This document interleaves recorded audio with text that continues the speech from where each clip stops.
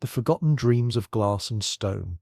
There are nights when the city sleeps so deeply that you can almost hear it dreaming, not the restless dreams of its people, tossing behind glass and steel, but the older dreams buried beneath concrete and asphalt, dreams that belonged to something else, something that came before the first foundation was ever laid. Tonight is one of those nights. The streets are empty, the lights dim, and if you know how to listen, you can hear it. A whisper rising from the subway grates, a hum threading through the spaces between buildings. It is the sound of memory trying to surface, of stories that have been buried but not destroyed. Most people walk these streets and see only what is there now. The towers reaching toward the sky, the rivers of traffic, the endless grid of human ambition carved into the landscape. They see a world built for them, by them, as if the very ground beneath their feet had been waiting empty and patient for their arrival. But the ground remembers differently. If you could peel back the layers of this city the way archaeologists peel back the layers of an ancient dig, you would find that beneath the subway tunnels and the building foundations, beneath the old sewer systems and the forgotten steam pipes, there are other tunnels, older ones, networks that follow no pattern any human engineer would recognize, carved with a precision that speaks of intelligence, but not our intelligence. The first workers to find them, drilling deep for the subway lines more than a century ago, reported strange chambers with walls too smooth, passages that seemed to follow the contours of long-vanished waterways. The city officials dismissed these reports. Urban legends, they said, tricks of light and shadow in the underground dark. But the reports kept coming. Construction crews would break through into spaces that shouldn't exist. Rooms carved from living rock with no tool marks, no visible means of construction. Some were empty. Others held things that didn't quite make sense. Not artifacts, exactly, but formations. Crystalline structures that seemed to grow from the walls themselves, patterns that suggested purpose but revealed no meaning. The city grew around these discoveries. Over them, past them, the tunnels were sealed, the chambers filled with concrete. Official records were misfiled, reports lost in bureaucratic shuffle. Within a generation, most of the stories had faded into the background noise of urban folklore. But the city remembers, in the way water still flows along invisible channels that were carved 10,000 years ago, in the way certain buildings seem to settle into their foundations differently than others, as if the ground beneath them has been shaped before, in the way some subway tunnels echo with sounds that don't match their dimensions. This is a story about those echoes, about the dreams that rise from beneath our feet, and the question that haunts every city: what was here before us, and why does the ground sometimes feel like it remembers? Chapter 1. The Frequency of Forgotten Things. Dr. Sarah Chen had always been sensitive to sounds that others couldn't hear. As a child, she could detect the high whine of old television sets, the subsonic rumble of distant trains, the almost musical hum that seemed to rise from certain buildings late at night. Her parents called it a gift. Her professors called it perfect pitch. But Sarah knew it was something else entirely. She called it the frequency of forgotten things. Now 35 years old and one of the city's leading urban archaeologists, Sarah spent her days in the deep places beneath the city, mapping the forgotten infrastructure of a metropolis that had been built and rebuilt so many times that most people had lost track of what lay beneath the surface. It was Tuesday morning when she first heard the sound that would change everything. She was standing in the abandoned Riverside Station, a subway stop that had been closed for 40 years, taking measurements for a historical survey. The city was considering renovating the space, turning it into a museum or art installation, and they needed to know what they were working with. The station was beautiful in its decay. Tile work from the 1920s still gleamed in places where her flashlight caught it, and the old wrought iron fixtures cast intricate shadows on the vaulted ceiling. But it was the sound that drew her attention. A low hum, almost below the threshold of hearing, that seemed to come from everywhere and nowhere. Sarah had heard similar sounds before in other abandoned spaces. Usually it was air moving through forgotten ducts or the vibration of subway trains passing through distant tunnels. But this was different. It had a pattern to it, a rhythm that suggested something more than random atmospheric movement. She pulled out her equipment, a collection of sensitive microphones and spectrum analyzers that she used to map the acoustic properties of underground spaces. Sometimes the way sound moved through a building could tell you as much about its history as any document or artifact. As she worked, the hum seemed to grow clearer, more defined. Through her headphones she could hear layers within it, harmonics that shouldn't exist in a simple acoustic space.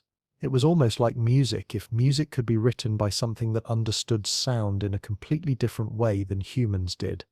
By noon, she had collected enough data to fill several hard drives. Back in her office at the university, she spent the rest of the day running the recordings through every analysis program she had. The results were puzzling. The sound was not random. It had a mathematical structure, patterns that repeated at precise intervals, but it wasn't coming from any source she could identify. The acoustic properties of the station should have created certain kinds of echoes and resonances, but what she was hearing didn't match those predictions. It was as if the sound was coming from the station itself, from the walls, the floor, the very structure of the space. That night, Sarah couldn't sleep. She kept thinking about the recordings, about the patterns hidden in that subsonic hum. She had spent years studying the history of the city's underground, and she knew that Riverside Station had been built on the site of an older subway line, which had itself been built on top of a network of 19th century tunnels used for everything from sewage to smuggling. But what if there was something older? What if the pattern she was hearing wasn't coming from the station at all, but from whatever lay beneath it? At 3 in the morning, she gave up on sleep and returned to her data. This time she tried a different approach. Instead of analyzing the sound as a single phenomenon, she began to separate out the different frequencies, isolating each layer of the harmonic structure. What she found made her hands shake. Buried in the deepest layer of the recording, below the threshold where human ears could detect it, was something that sounded almost like a voice. Not words exactly, but tonal patterns that had the rhythm and cadence of speech. It was faint, nearly lost in the background noise, but it was there, and it was speaking in a language she had never heard before. Chapter 2. The Archaeology of Sound. The university's linguistics department occupied the 3rd floor of Wheeler Hall, a building that had been old when Sarah was a student and was now practically ancient by campus standards. Professor James Whitfield had been there almost as long as the building itself, his office a cave of books and papers that seemed to have grown organically around his desk over the past 30 years. Sarah found him there Thursday morning, hunched over a stack of transcriptions with the same intensity she had seen him bring to Sumerian tablets and Linear B inscriptions. "I need you to listen to something," she said without preamble. James looked up from his work, his wire-rimmed glasses reflecting the morning light from the window. "Let me guess. You found another example of 19th century workers' graffiti, and you want to know if the profanity is historically accurate." "Not this time." Sarah pulled out her laptop and set it on the corner of his desk, pushing aside a stack of papers that looked like they hadn't moved in months. "This is different. I think you're going to want to hear this sitting down." She played the recording she had isolated from the Riverside Station data, the tonal patterns that sounded almost like speech.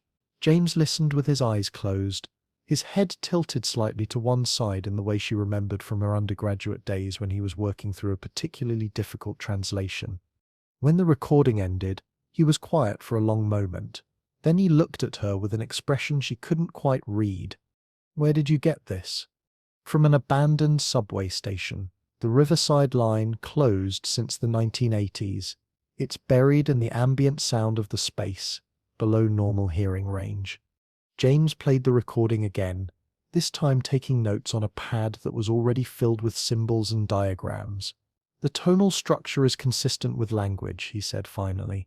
"It has the patterns you'd expect to see in speech. Rhythm, stress, what sounds like grammatical markers. But it's unlike anything I've ever heard." The tonal range is broader than any human language, and the temporal structure. He paused, playing back a section of the recording. Human languages have constraints based on the limitations of our vocal apparatus and our auditory processing. This doesn't seem to have those constraints. Sarah felt a chill that had nothing to do with the morning air coming through the old windows. I'm saying that either this is an incredibly sophisticated hoax, or you've found something that shouldn't exist. Language patterns that suggest a form of communication not bound by human physiological limitations. They spent the rest of the morning going through the recording frame by frame, identifying patterns and structures. James pulled out software he normally used for analyzing dead languages, programs designed to find hidden patterns in scripts that had been lost for thousands of years. The results were consistent. The sounds had all the hallmarks of language, but a language unlike any that had ever been documented on Earth. "There's something else," Sarah said, as they worked. "I've been thinking about the acoustic properties of the station, the way the sound moves through that space, the frequencies that are amplified and absorbed. It's almost like the architecture was designed to carry these specific tonal patterns." James stopped what he was doing and looked at her directly. "What exactly are you suggesting?" "I'm suggesting that maybe the station wasn't built on top of something old. Maybe it was built into something old, something that was already there, already designed for this kind of acoustic communication." They worked until late afternoon, mapping the patterns, building what James called a linguistic skeleton of the unknown language. By the time they finished, they had identified what appeared to be recurring elements, possibly words or concepts that repeated throughout the recording. But they were no closer to understanding what any of it meant. "I need to go back," Sarah said as they packed up their equipment. "I need more recordings, more data. If there's really something down there, something that's been trying to communicate, then we need to listen more carefully." James nodded, but she could see the concern in his eyes.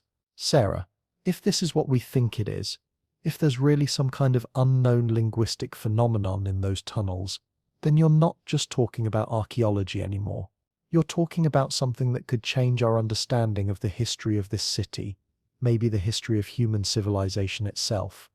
"I know," she said. "That's why I have to go back." That evening, Sarah returned to Riverside Station with a full array of recording equipment. She had official permission this time, papers that would let her work in the abandoned space for as long as she needed. The city officials had been cooperative, even enthusiastic. Urban archaeology was good for the city's image, and if she found something historically interesting, it could be worth money in tourism and grants. But they had no idea what she was really looking for. The station felt different at night. The shadows were deeper, and the silence seemed to have weight. Sarah set up her equipment at various points throughout the space, creating a three-dimensional map of the acoustic environment. As she worked, the hum returned, stronger than before and more complex. Through her headphones, she could hear layer upon layer of tonal patterns, voices that seemed to be responding to her presence. And for the first time, she thought she could hear something that sounded almost like her name. Chapter 3. The Architecture of Memory. The blueprints filled an entire wall of Sarah's office, a sprawling network of lines and measurements that told the story of the city's underground in blue ink and coffee stains. She had been collecting them for years, tracking down architectural plans from every era of the city's construction, trying to build a complete picture of what lay beneath the streets. Now, as she stared at the overlapping layers of subway tunnels, sewer systems, and utility lines, she was beginning to see patterns that she had never noticed before. The Riverside Station sat at the center of a network of passages that predated any of the official construction. On paper, they looked like natural caverns, water channels, carved by an underground river that had been diverted more than a century ago. But when Sarah traced their paths with her finger, she could see that they followed geometric patterns too precise to be natural. They formed a web. She had spent the morning at the city planning office, digging through archives that hadn't been touched in decades. Most of the records from the early subway construction had been lost or destroyed, but she had found fragments, work orders that mentioned unusual geological formations. reports of construction delays caused by unexpected underground chambers, budget items for structural reinforcement of existing cavities. The picture that emerged was of a construction project that had encountered something the builders hadn't expected, and rather than documenting what they found, they had simply built around it. Marcus Rivera knocked on her office door just after noon. Sarah's research assistant was a graduate student in urban planning, bright and enthusiastic and usually full of questions. Today he looked confused. "I found something weird in the acoustic data from last night," he said, setting his laptop on her desk. "You know how you asked me to map the sound propagation patterns throughout the station?" Sarah nodded. She had been trying to understand how the voices she had recorded moved through the space, whether they were coming from specific locations or distributed throughout the structure. "Well, the interesting thing is that the sounds don't behave the way they should," Marcus continued. "Based on the geometry of the space, we should be seeing certain reflection patterns, certain dead zones, where sound would be absorbed or cancelled out. But that's not what's happening." He showed her a three-dimensional model on his computer screen, a wireframe representation of the station with colored lines showing how sound waves moved through the space. "It's like the acoustic properties of the walls themselves are somehow different from what we'd expect based on their material composition." Sarah studied the model, seeing the patterns that Marcus had mapped. The sound waves didn't bounce off the surfaces in straight lines the way they should have. Instead, they seemed to flow through the space in curved paths, as if the walls themselves were guiding them. "Could there be something in the construction materials?" she asked. "Some kind of acoustic treatment that was built into the walls?" "That's what I thought at first," Marcus said. "But I've been doing research on the construction of the station, and there's no record of any special acoustic engineering. It was built using standard materials and techniques for the 1920s. Sarah pulled up the architectural plans on her computer, overlaying them with Marcus's acoustic model. The patterns matched almost perfectly with the network of older passages she had identified in the blueprints. "What if it's not the station that's creating these acoustic properties?" she said slowly. "What if it's something the station was built into?" They spent the afternoon researching the geology of the area, looking for any natural formations that might explain what they were seeing, but the bedrock beneath the city was uniform granite, nothing that would create the complex acoustic environment they had mapped. That evening, Sarah returned to Riverside Station with ground-penetrating radar equipment borrowed from the geology department. If there were hidden chambers or structures beneath the station, the radar should be able to detect them. She worked systematically, scanning the floor of the station in grid patterns, building up a picture of what lay beneath the concrete. The results were extraordinary. Below the station floor, perhaps 20 feet down, the radar revealed a network of chambers and passages that extended far beyond the boundaries of the subway platform. The structures were too regular to be natural, too complex to be simple storage areas or utility tunnels, and they were vast. As Sarah mapped the underground network, she began to realize that the Riverside Station was only a small part of something much larger.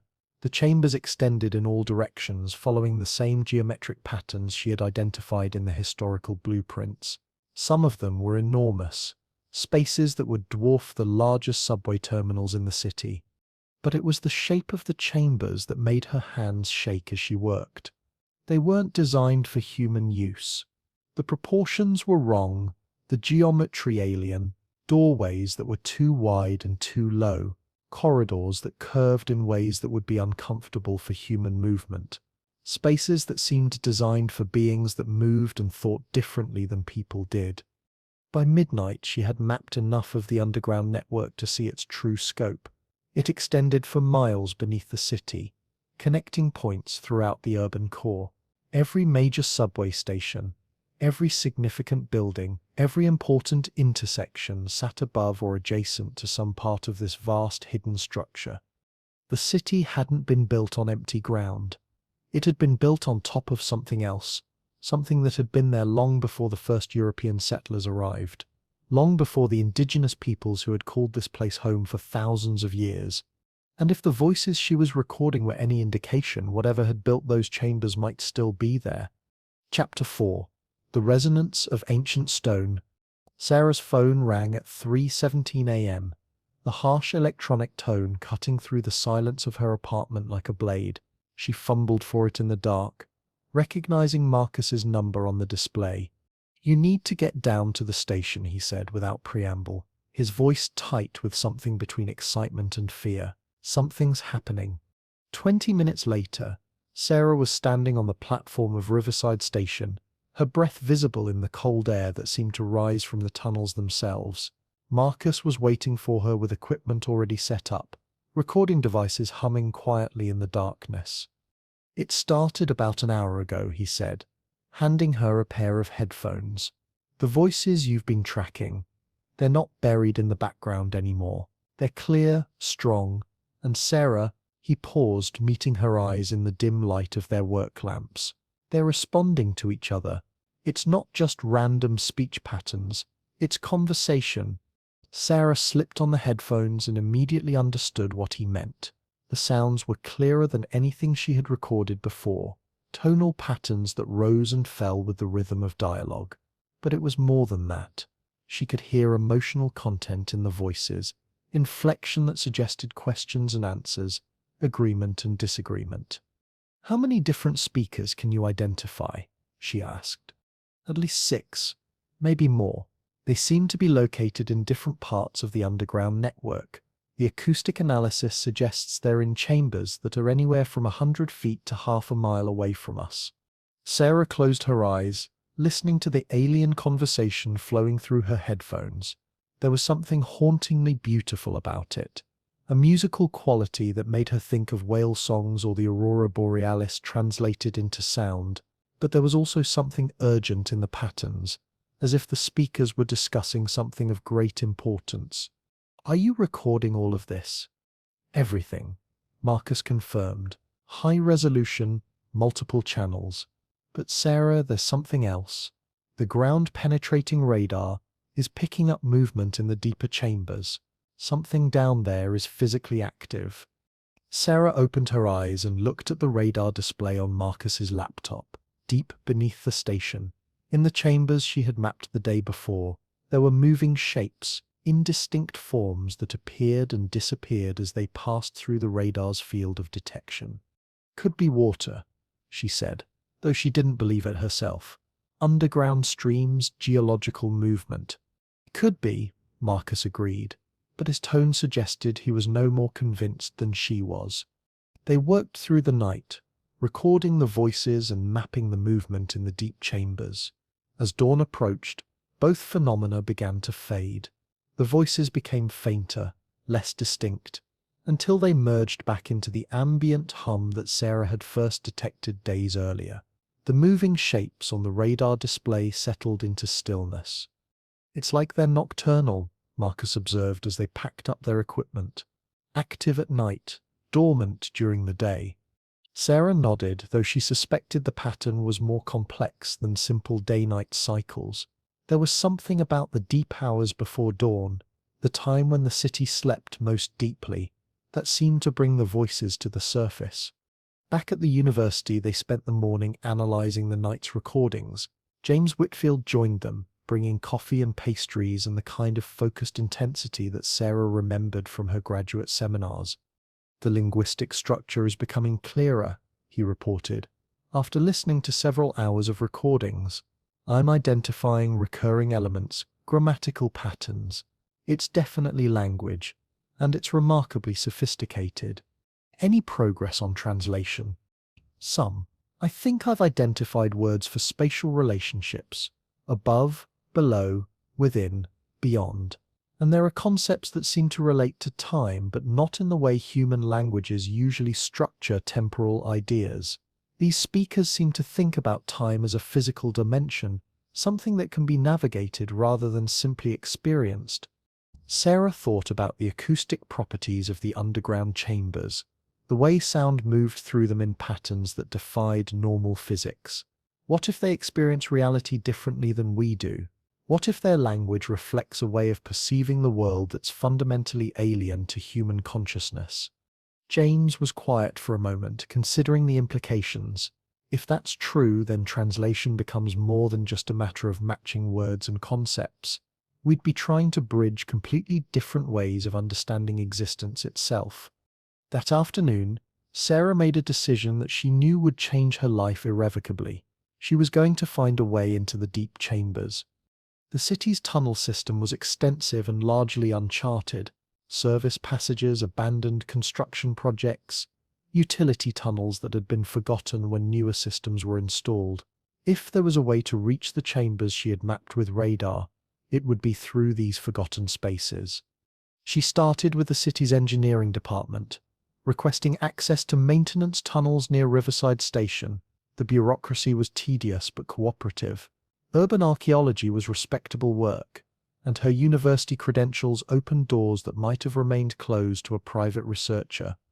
By evening, she had permits for 3 different tunnel systems that passed near the underground chambers. The closest one was a steam pipe tunnel that had been abandoned in the 1960s when the city switched to electric heating for most of its downtown buildings. The entrance was through a maintenance shed in a small park 6 blocks from Riverside Station. Sarah arrived after sunset, carrying climbing equipment and her most sensitive recording gear. She had told Marcus she was going to do preliminary mapping work, nothing dangerous, but she hadn't mentioned that she planned to go alone. The tunnel entrance was exactly where the city maps indicated, hidden beneath a heavy steel grate that had been painted over so many times it looked like a single solid piece. Sarah's bolt cutters made quick work of the ancient padlock. The tunnel beyond was narrow and hot, despite having been abandoned for decades. Steam pipes ran along both walls, silent now, but still radiating residual heat from the city's active system. The air was thick and humid, like breathing inside a cloud. Sarah moved carefully through the darkness, her flashlight beam dancing across the brick walls and cast-iron fixtures. The tunnel curved and branched, following paths that had been determined by the city's geography decades ago. But as she walked deeper into the system, she began to notice something unusual. The walls were changing. The standard brick construction gave way to stone blocks that looked older, more weathered. The mortar between them was a different color, applied with techniques that didn't match modern construction practices, and the acoustics were different too. Her footsteps echoed strangely, as if the tunnel was larger than it appeared. After 20 minutes of walking, she reached a point where the tunnel opened into a larger chamber. Her flashlight beam swept across walls that were definitely not part of the original steam pipe system. The stonework was ancient, blocks fitted together with precision that spoke of master craftsmanship, and carved into the walls were symbols. Not writing exactly, but patterns that seemed to have meaning. Geometric designs that reminded Sarah of the acoustic models Marcus had created, shapes that seemed to flow and curve in ways that suggested movement and sound.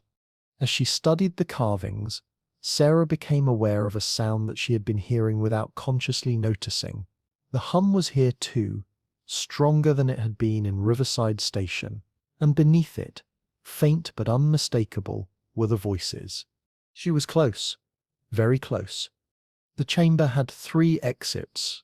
Besides the tunnel she had entered through, 2 led to passages that seemed to curve away into the darkness. The third was different. Instead of a tunnel, it opened onto what looked like a staircase carved directly into the stone, descending into depths that her flashlight couldn't penetrate. Sarah stood at the top of the stairs for a long moment, listening to the voices that rose from below like music from another world. Every instinct she had developed as an archaeologist told her to be cautious, to document what she had found, to return with proper equipment and backup. But the voices were calling to her, and she knew that this might be her only chance to answer. She began to descend. Chapter 5. The Grammar of Darkness. The staircase carved into the stone seemed to go on forever, each step taking Sarah deeper into darkness that felt older than the city above. Her flashlight beam was a pale thread leading downward, illuminating worn stone steps that showed signs of age beyond anything she had encountered in her years of urban archaeology. The voices grew stronger as she descended, No longer the faint whispers she had recorded in Riverside Station, but clear, resonant tones that seemed to emerge from the stone itself. Through her headphones connected to the recording equipment in her backpack, she could hear layers of conversation overlapping and intertwining, as if multiple groups were speaking simultaneously from different locations in the vast underground network. After what felt like hours but was probably only 20 minutes, the staircase ended at an archway that opened into a space so large that her flashlight couldn't find the far walls. Sarah stepped through the arch and immediately understood that she was no longer in any construction project built by humans. The chamber was vast, its ceiling lost in shadows above her head. The walls curved in gentle arcs that seemed to follow some mathematical principle she couldn't quite grasp, creating acoustic properties that made every sound she made resonate in complex harmonies. But it was the air itself that told her she was somewhere extraordinary. It was alive with sound. Not just the voices, though they were clearer here than they had ever been, but layers upon layers of acoustic activity that suggested a space designed for communication on a scale she had never imagined. Tonal patterns flowed through the air like currents in an ocean, carrying meaning she could sense but not understand. Sarah set up her equipment quickly, placing microphones at different points around the chamber to capture the three-dimensional soundscape. As she worked, she became aware that the voices had changed. They were quieter now, more tentative, as if aware of her presence. For the first time she wondered if she was being watched.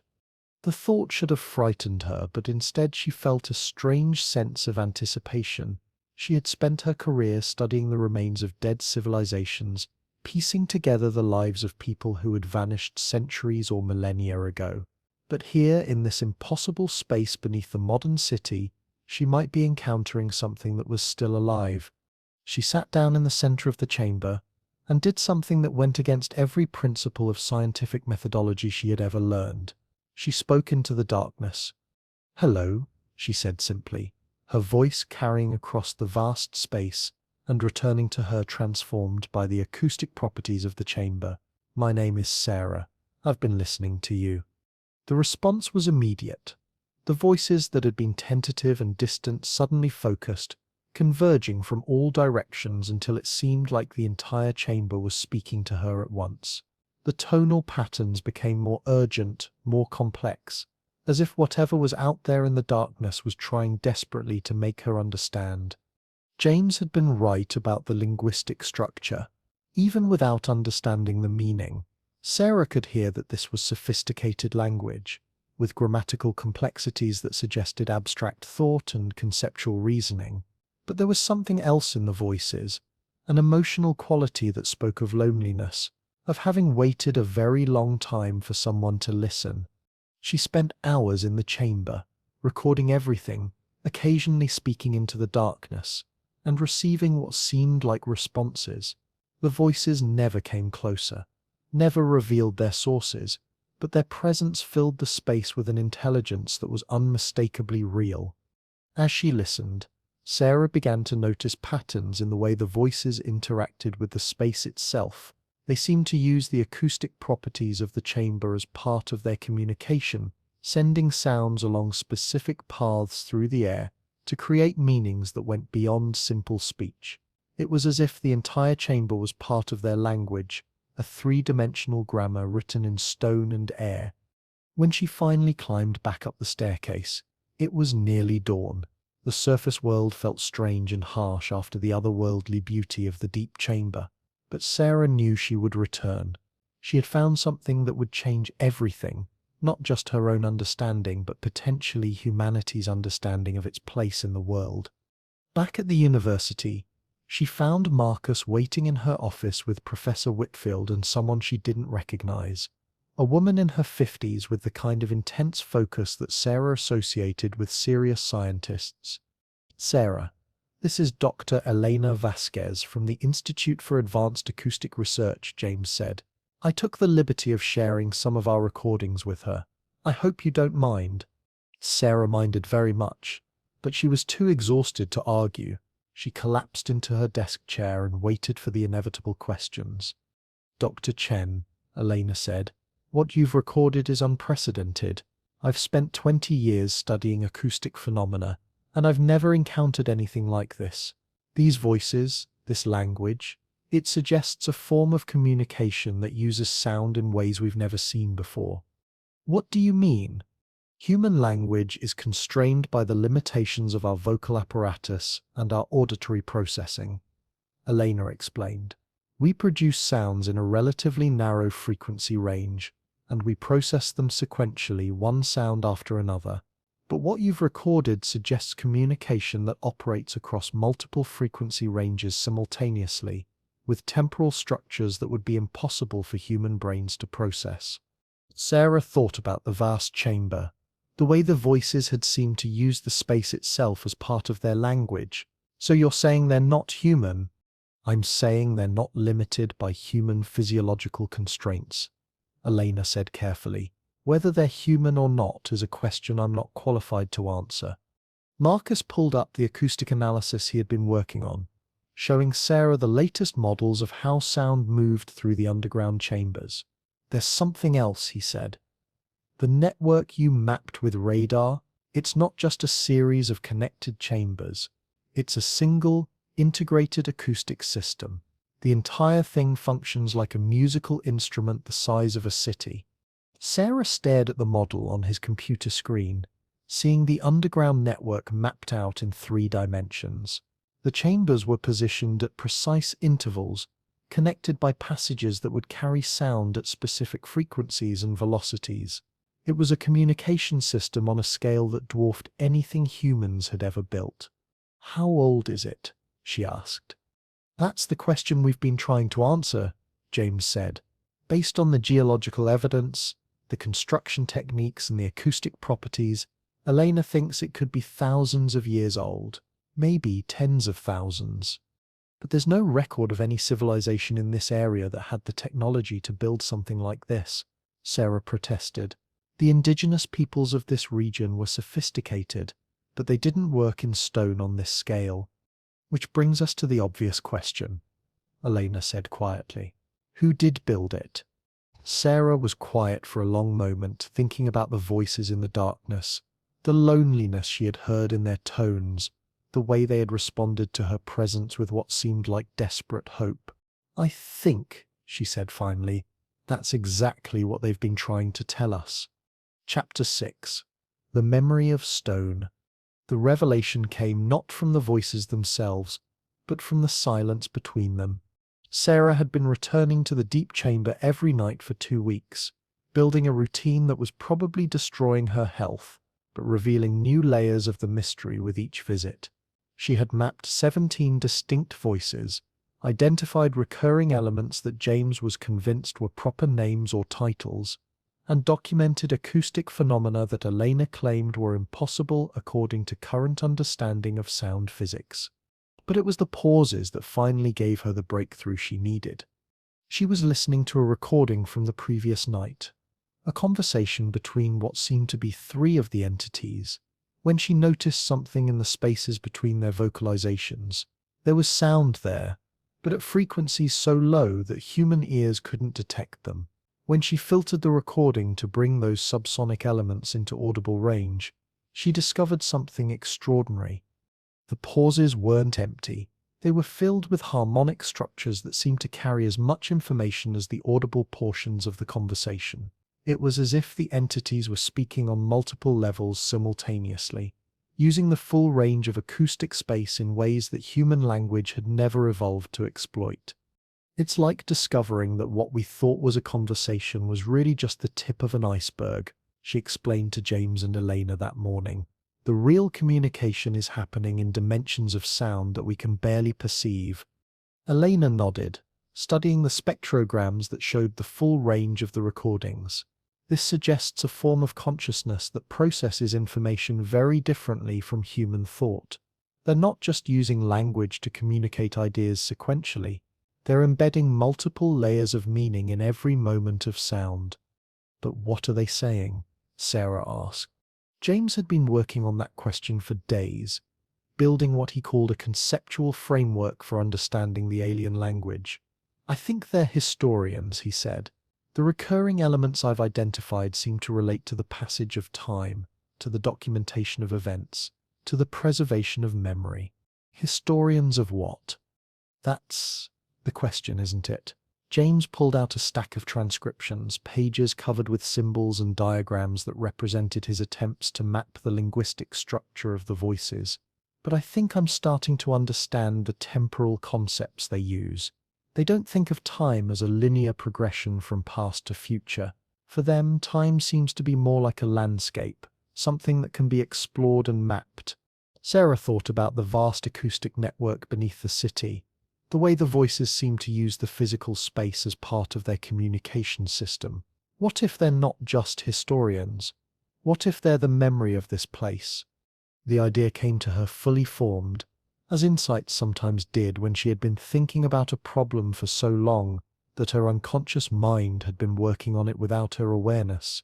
The underground chambers weren't just a communication system, they were a storage system, a vast archive designed to preserve information across spans of time that human civilizations couldn't even imagine. The acoustic properties of the chambers, she said, thinking out loud, the way sound moves through the network. What if it's not just designed for communication? What if it's designed for preservation? Elena's eyes widened as she understood the implications. Sound as a storage medium. The harmonic structures we're hearing aren't just language. They're data, information encoded in acoustic patterns and preserved in the physical structure of the chambers themselves. But preserved from what? That afternoon, Sarah made a decision that she knew would probably end her academic career, but might unlock the greatest archaeological discovery in human history. She was going to bring the team into the deep chambers. The logistics were complex. The steam tunnel entrance was barely wide enough for one person, and the equipment they would need to properly document the chambers would require multiple trips. But more importantly, Sarah wasn't sure how the entities would react to the presence of multiple humans in their domain. She had been the sole visitor to the deep chambers for 2 weeks now, and the voices had grown comfortable with her presence. They seemed to anticipate her arrival each night, their conversations shifting to patterns that felt almost like greetings when she appeared. But introducing strangers might shatter the delicate trust she had built. On the other hand, what she had found was too important for one person to document alone. The acoustic network beneath the city represented a form of intelligence and technology that could change humanity's understanding of its own history. She needed witnesses, colleagues who could verify her discoveries and help make sense of what she was encountering. James was the first to agree to the expedition, despite being in his 60s and having no experience with underground exploration. "I've spent my career studying dead languages," he said. "The chance to encounter a living one, even if it's not human, is worth any risk." Elena was more cautious, but ultimately couldn't resist the scientific opportunity. "The acoustic phenomena you're describing violate several principles of sound physics," she said. "I need to experience them firsthand to understand what we're dealing with." Marcus was enthusiastic but practical. "We'll need more equipment than we can carry through that tunnel," he pointed out. "Backup power, safety gear, communication equipment to stay in touch with the surface." Sarah had already thought of that. The city's engineering department had provided her with maps of other access points to the underground tunnel system. One of them, a service entrance 3 blocks from Riverside Station, connected to passages that seemed to lead directly to the chamber network. It was wider than the steam tunnel, and had been used for maintenance work as recently as 5 years ago. They planned the expedition like a military operation. 3 days of preparation, with backup plans for every scenario Sarah could imagine. Emergency communications, safety protocols, enough supplies to survive underground for 72 hours if something went wrong. The night they descended, Sarah felt a mixture of excitement and apprehension that reminded her of the first time she had excavated a truly significant archaeological site. But this was different. This wasn't about uncovering the past. This was about making contact with something that existed in the present, something that might be older than human civilization, but was undeniably alive. The service entrance led to a maintenance tunnel that was larger and more modern than the steam pipe route Sarah had been using. Emergency lighting still functioned, though the air had the stale quality of spaces that were rarely visited. They moved in single file, Sarah leading, Marcus behind her with the equipment, then Elena, with James bringing up the rear.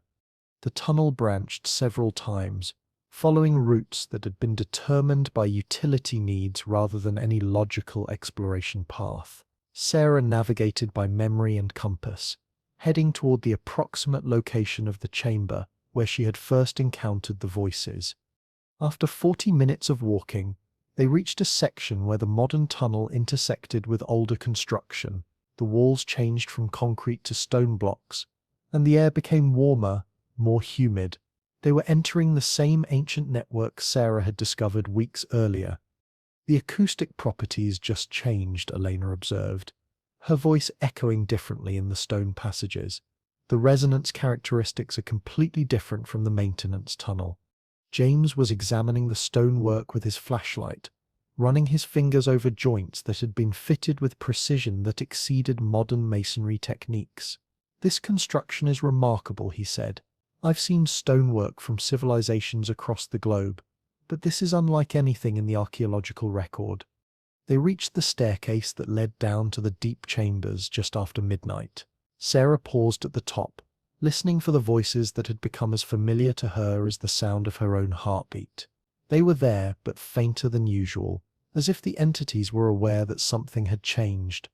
"They know we're here," she said quietly. "The voices, they're different tonight."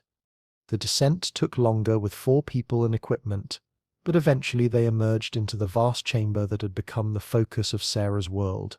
The others' reactions were immediate and visceral. "My God," Elena whispered, her voice carrying across the space and returning transformed by acoustics that defied explanation. "The acoustic properties of this space are impossible. The sound waves are behaving in ways that shouldn't be physically possible." James was quiet, listening to the voices that filled the air around them.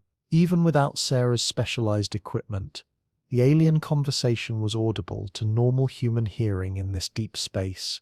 "There are so many of them," he said finally. "How many entities do you estimate?" "I've identified 17 distinct voices," Sarah replied, setting up recording equipment while Marcus began mapping the chamber with laser measurement tools. "But there could be more. The acoustic network extends for miles beneath the city. There could be hundreds of them." As they worked, the voices gradually grew stronger, more confident. Whatever intelligence guided them seemed to be adapting to the presence of multiple humans, adjusting their communication patterns to accommodate the larger audience. Elena was moving around the chamber with handheld acoustic analysis equipment, taking measurements that would help her understand the impossible physics of the space. "Sarah," she called from near one of the walls, "you need to see this." The wall Elena had discovered was different from the others in the chamber. Instead of smooth stone, it was covered with a complex pattern of raised and recessed surfaces that seemed to follow the same mathematical principles as the voices themselves. When Elena played tones through a small speaker, the wall responded, creating harmonic patterns that filled the air with sound. "It's an interface," Elena said, her voice filled with wonder. "The wall is designed to translate acoustic input into some other form of information processing. It's like a keyboard made of stone and sound." James approached the wall carefully, studying the patterns with the intensity he usually reserved for ancient inscriptions. "These shapes," he said, tracing the raised surfaces with his finger, "they correspond to the grammatical structures I've identified in the voices. This isn't just an interface, it's a library." The realization hit Sarah like a physical blow. The vast chamber wasn't just a communication space, it was an archive, a repository of information that had been preserved in acoustic form for longer than human civilization had existed. And the entities weren't just inhabitants of the underground network. They were librarians, guardians of knowledge that predated everything humanity thought it knew about its own world. "The voices," she said, understanding flooding through her. "They're not just talking to each other, they're talking to us. They're trying to teach us how to access the archive." Over the next several hours, the team documented everything they could. Elena mapped the acoustic properties of the chamber and began to understand how the stone interfaces translated sound into information storage. James worked on deciphering the grammatical structures that seemed to serve as an access protocol for the archive. Marcus created detailed measurements and photographs that would prove the reality of their discovery to the scientific world. But it was Sarah who made the breakthrough that changed everything. She was standing near the center of the chamber, listening to the voices with the kind of deep attention she had developed over weeks of solitary visits. When she began to understand what they were trying to tell her, not the words themselves, but the emotional content beneath them, they were afraid. The entities that had preserved this vast archive for millennia, who had maintained their vigil in the darkness beneath a city that had grown up around them without ever knowing they existed, were afraid that their time was running out. "The voices," she said to the others, her own voice tight with the weight of understanding. "They're not just trying to share the archive with us. They're trying to pass it on to us. They know something we don't, something about what's coming." James looked up from his work with the stone interface, his face pale in the artificial light of their equipment. Sarah closed her eyes, listening to the layers of meaning in the alien conversation that filled the air around them. "They're dying," she said simply. "Whatever they are, however long they've been here, they're coming to the end of their existence, and they want us to inherit what they've preserved." The chamber fell silent except for the endless conversation of the voices, carrying meanings and memories that stretched back through time to ages that humanity had never imagined. And for the first time since she had discovered them, Sarah understood that she wasn't just witnessing history, she was participating in the transfer of knowledge from one form of intelligence to another, a passing of the torch that might be the most important moment in human development. But first, they had to learn how to receive what was being offered. Chapter 7. The Translation of Dreams. The breakthrough came at 3 a.m. on a Tuesday, in the form of a single word that James Whitfield had been hearing in the voices for 3 weeks without understanding its significance. The team had established a routine over the past month. Days were spent at the university, analyzing recordings and developing theoretical frameworks for understanding what they had discovered. Nights were spent in the deep chambers, documenting the vast acoustic archive and slowly learning to interact with the entities that maintained it. Progress had been frustratingly slow. Elena had mapped the physics of the impossible acoustic environment, identifying harmonic relationships that seemed to violate known laws of sound propagation. Marcus had created detailed architectural plans of the chamber network, revealing a construction project that dwarfed anything in human engineering. But translation of the voices themselves remained maddeningly elusive. The entities seemed to understand that the humans were trying to communicate. They had modified their speech patterns, emphasizing certain elements and repeating others, as if they were teaching language to children. But the conceptual gulf between human and alien consciousness seemed too vast to bridge with simple linguistic analysis. Then James heard the word that changed everything. "Alhambra," he said suddenly. Looking up from the spectrographic analysis he had been studying, one of the voices keeps saying Alhambra. Sarah frowned. "That's Spanish. The Moorish palace complex in Granada." "Exactly. Which is why it's been bothering me. Why would an unknown language that predates human civilization include a recognizable Spanish word?" Elena put down the acoustic measurement device she had been calibrating. "Unless it's not a Spanish word. Unless it's a coincidence. Or we're mishearing something that sounds similar." But James was already pulling up historical references on his laptop, cross-referencing linguistic databases with architectural records. Alhambra, from the Arabic Alhambra, meaning the red one, named for the red clay of the fortification walls. "James," Sarah said patiently, "what does a 13th century Moorish palace have to do with voices in an underground chamber beneath an American city?" "Maybe everything," James said, his excitement building. The Alhambra wasn't just a palace. It was designed as an acoustic marvel. The chambers were engineered to carry sound in specific ways, to create harmonic environments that enhanced communication and contemplation. It was a building designed to work with sound the way these chambers are designed to work with sound. Sarah felt a chill of understanding.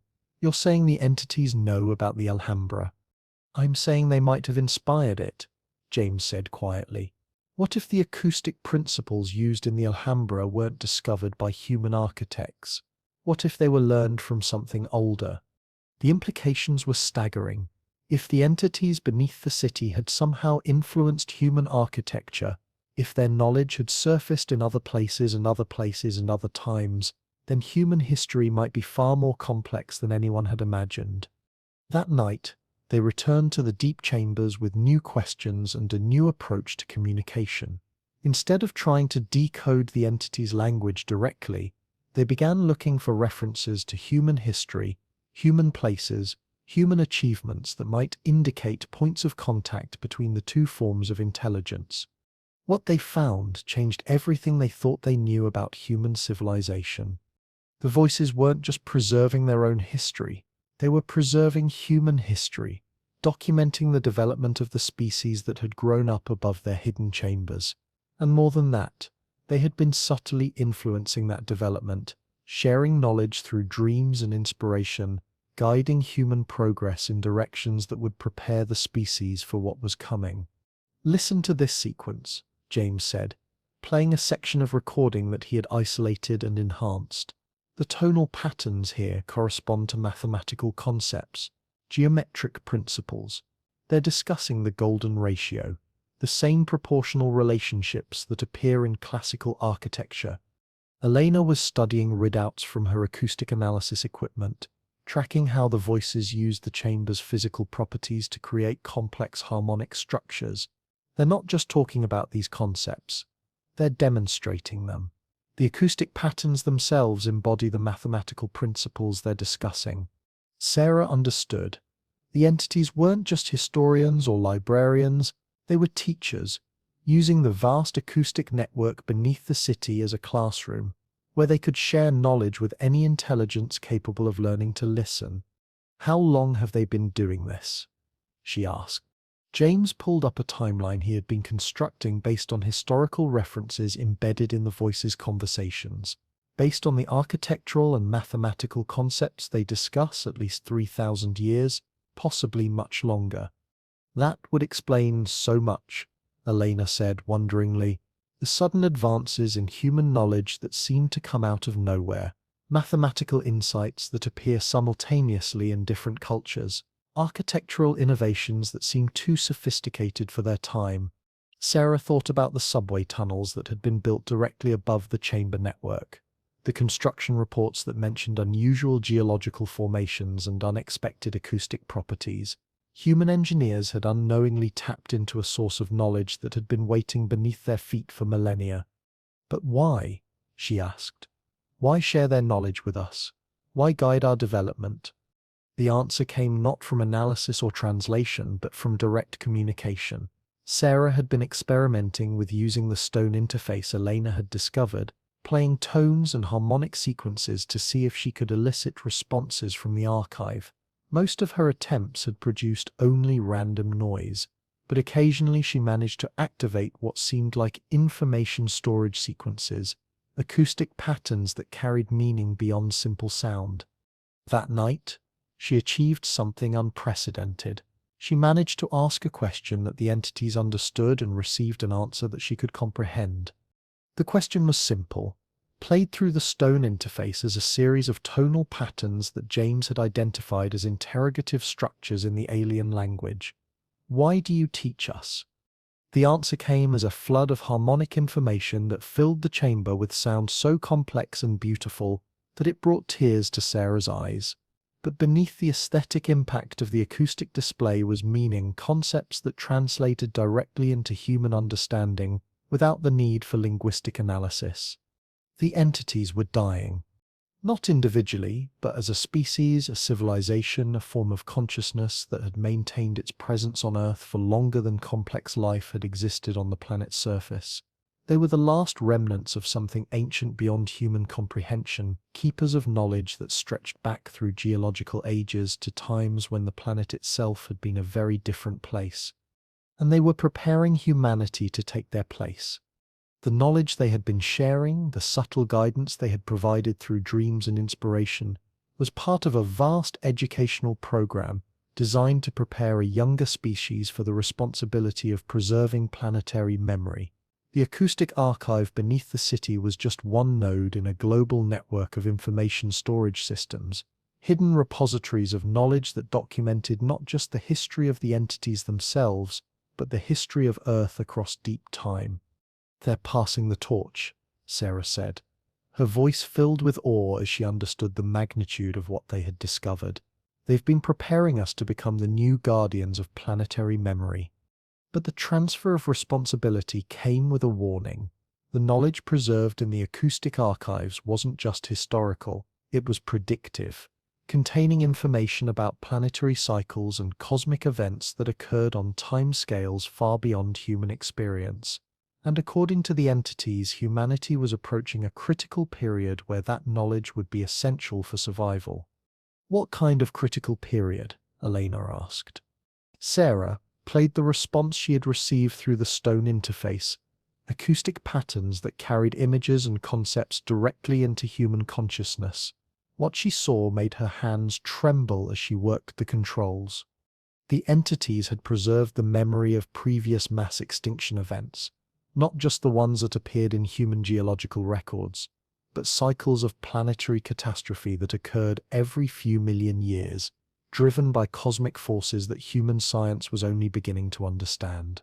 Solar radiation cycles, gravitational influences from passing stars, changes in the planet's magnetic field that could strip away atmospheric protection. Humanity had developed during a period of unusual cosmic stability, a brief window of calm in a universe that was far more violent and unpredictable than human science had realized. But that window was closing, and the next period of instability would test whether the species had developed the knowledge and technology necessary to survive. "How long do we have?" James asked. Sarah consulted the timeline encoded in the acoustic patterns, translating cosmic cycles into human units of measurement. "Generations," she said. "Maybe centuries, but not much longer in geological terms." The chamber fell silent as they absorbed the implications. They had discovered not just an alien intelligence, but a form of consciousness that had survived previous extinction events and was trying to prepare humanity for the challenges ahead. The knowledge preserved in the acoustic archives wasn't just historical curiosity, it was a survival manual for navigating cosmic catastrophes that could end human civilization. "We have to tell the world," Marcus said. Sarah nodded, though she knew the challenges they would face in convincing anyone that their discovery was real. "But first we have to learn how to access the complete archive. If the entities are right about what's coming, then we need every piece of knowledge they've preserved." That night marked a turning point in their research. They were no longer archaeologists studying an ancient mystery. They were students in a classroom where the curriculum was the survival of their species, and their teachers were the last remnants of a consciousness that had watched the rise and fall of countless civilizations across the deep history of Earth. The real education was about to begin. Chapter 8. The Pedagogy of Extinction. Learning to communicate with beings whose consciousness operated across geological timescales proved more challenging than any academic endeavor Sarah had ever undertaken. The entities didn't think in terms of days or years, but in millennia and epochs. To them, the rise of human civilization was a recent development, something that had happened just yesterday in their perception of time. But they were patient teachers, and they had been preparing for this moment far longer than humanity had existed as a species. The key breakthrough came when Elena discovered that the stone interfaces throughout the chamber network weren't just individual terminals, but components of a vast computational system that used acoustic resonance as its processing medium. The entire underground network was essentially a massive computer made of stone and sound, capable of storing and manipulating information in ways that human technology was only beginning to approach. It's like they turned the geology of the entire region into a thinking machine, Elena explained to the team during one of their morning debriefing sessions. The chambers aren't just storage spaces, they're processing nodes, connected by passages that serve as data transmission channels. James had been working on understanding the educational protocols the entities used, the way they structured information to make it comprehensible to minds that operated on much shorter timescales.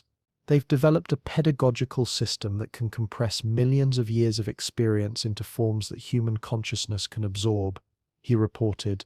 It's like they've been studying human learning patterns and designing curricula specifically for our cognitive limitations. Sarah had been spending more time than was probably healthy in direct communication with the entities, using the stone interfaces to access increasingly complex segments of their archive. What she was learning challenged every assumption she had ever held about the history of Earth and humanity's place in it. The planet had experienced far more cycles of intelligent life than the geological record suggested. The entities were not the first non-human intelligence to develop on Earth, nor would humanity be the last. Intelligence seemed to be an inevitable consequence of planetary development, emerging in different forms during the stable periods between cosmic catastrophes. But most intelligences failed to survive the transition from one stable period to the next. The cosmic forces that drove extinction events were too powerful, too sudden, too unpredictable for most species to adapt. Only those that developed certain specific capabilities could hope to maintain continuity across the vast scales of time involved in planetary evolution. "What capabilities?" Sarah asked through the stone interface, translating her question into the harmonic patterns that the entities recognized as language. The response was a complex acoustic structure that contained multiple layers of meaning. At its simplest level, it was a list of requirements for species survival across cosmic timescales. But embedded within that list was the history of the entities themselves, their own struggle to develop the capabilities that had allowed them to persist through multiple extinction events. The most important capability was not technological, but psychological. Species that survived had to learn to think beyond individual lifespans, to value the preservation of knowledge and culture over the survival of individuals. They had to become, in essence, a form of distributed consciousness that could maintain continuity even when most of its individual components were destroyed. The entities had achieved this by encoding their consciousness into the acoustic archive itself. They were no longer individual beings in any sense that humans would recognize, but patterns of information preserved in the harmonic structures of the underground network.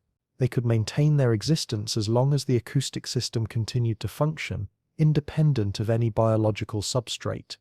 "They're not alive the way we understand life," Sarah explained to the team. "They're information patterns that have learned to exist in a crystalline matrix.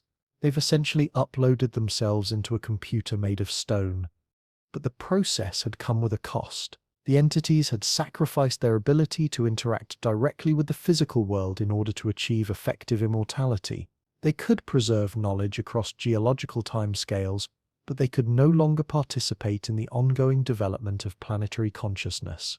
They had become observers, historians, teachers, but no longer actors in the unfolding story of Earth. That was why they needed humanity. The cosmic cycle that had driven previous extinction events was approaching another critical phase. The entities could predict it, understand it, and prepare for it, but they could no longer take direct action to influence its outcome. They needed a younger species, one that was still physically embedded in the world, to implement the knowledge necessary for survival. "What kind of action?" Elena asked when Sarah shared this revelation. The answer involved technological capabilities that human science was only beginning to develop. Planetary engineering projects that could modify Earth's magnetic field to protect against cosmic radiation. Atmospheric management systems that could maintain breathable air during periods when stellar output varied unpredictably. Deep underground facilities that could preserve the continuity of civilization during periods of surface catastrophe. But more than technology, survival would require a fundamental change in how humans thought about their relationship to the planet and to each other. The competitive, individualistic consciousness that had driven human development during the current stable period would not be sufficient to navigate the coming cosmic instabilities. Humanity would need to evolve, just as the entities had evolved, into a form of collective intelligence capable of thinking and planning across spans of time that dwarfed individual human lifetimes. They're not just sharing knowledge with us, James realized as he studied the educational protocols embedded in the acoustic archive. They're trying to transform us, to guide our evolution toward a form of consciousness that can survive what's coming. Sarah nodded, though the implications made her uncomfortable.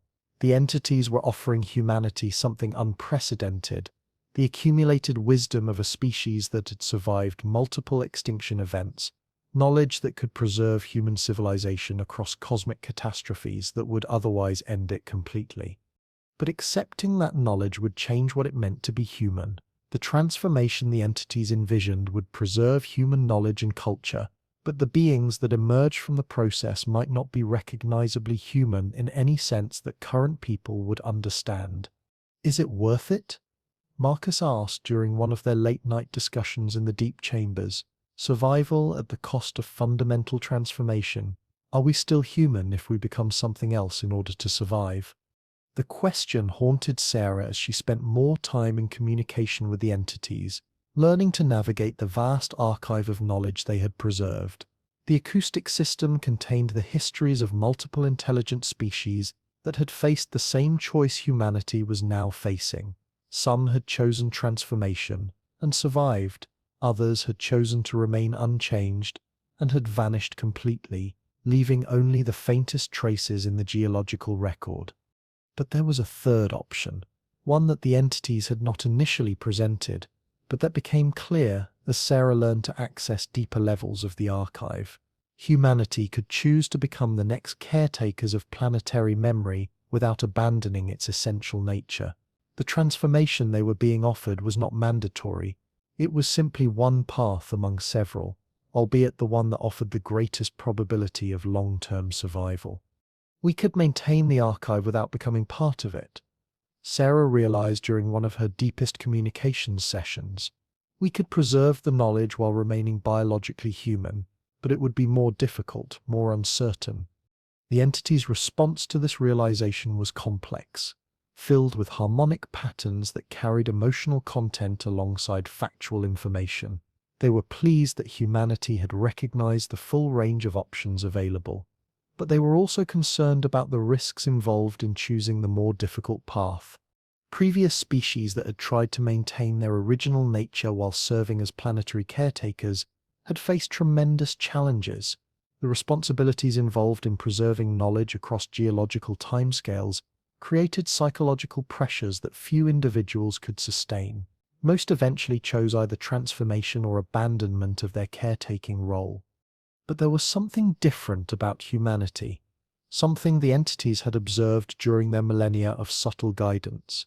Humans had developed a capacity for collective intelligence that operated through cultural transmission rather than biological modification. The same capabilities that had allowed human civilization to develop so rapidly might also allow the species to serve as planetary caretakers without sacrificing its essential nature. They think we might be able to do it, Sarah told the team, to preserve their archive and maintain our own identity. But we would need to develop new forms of social organization, new ways of thinking about responsibility across time. The challenge was enormous. Humanity would need to create institutions that could function across millennia, cultural mechanisms that could preserve knowledge and purpose through the rise and fall of individual civilizations. It would require a level of social cooperation and long-term planning that the species had never achieved before. But it was possible, and according to the entities, it was necessary. The cosmic cycle that drove extinction events was accelerating, influenced by changes in the galaxy's structure that would make future stable periods shorter and more unpredictable. The next caretakers of planetary memory would need to be more adaptable, more resilient, and more creative than any intelligence that had previously taken on the role. They chose us, Sarah said, wonder and terror competing in her voice as she understood the full magnitude of what they had discovered. Out of all the species that have developed on Earth, they think we might be the ones who can succeed where others have failed. The weight of that responsibility was almost crushing. But as Sarah stood in the vast acoustic chamber, surrounded by the harmonic voices of beings who had preserved the memory of Earth across geological ages, she realized that they had already accepted it. The moment they had chosen to listen to the voices in the darkness, they had committed themselves to becoming part of something larger than human civilization, larger than the planet itself. They were no longer simply archaeologists studying the past. They were heirs to a legacy that stretched back through deep time and guardians of a future that would extend far beyond any timescale humans had ever imagined. The real question was not whether they were ready for the responsibility. The question was whether humanity as a whole could be prepared for what was coming, and whether the species would choose to accept the inheritance that was being offered. Chapter 9. The Architecture of Eternity. The revelation that changed everything came not from the deep chambers, but from space. Dr. Kepler Singh, a radio astronomer at the university's observatory, had been tracking unusual electromagnetic emissions for 3 months.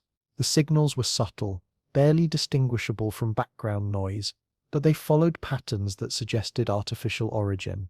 What made them particularly interesting was their apparent source, deep space, from directions that corresponded to no known stellar objects. Sarah had known Kepler for years, but they had never collaborated professionally. Their fields seemed too distant, archaeology and radio astronomy having little apparent overlap. But when he appeared at her office on a Thursday morning with printouts of signal analyses and a look of barely controlled excitement, she realized that the boundaries between their disciplines might be more porous than she had imagined. "I need to show you something," he said without preamble, spreading the printouts across her desk. "These are electromagnetic signals I've been tracking for months. Unknown source, highly structured, definitely artificial." Sarah studied the charts, recognizing patterns that reminded her of the harmonic structures Elena had mapped in the acoustic archive. "What do you think they are?" "That's what I came to ask you," Kepler said, "because they're not random. They have the same kind of mathematical structure I've seen in your acoustic recordings, the same proportional relationships, the same recursive patterns." The implications hit Sarah like a physical shock.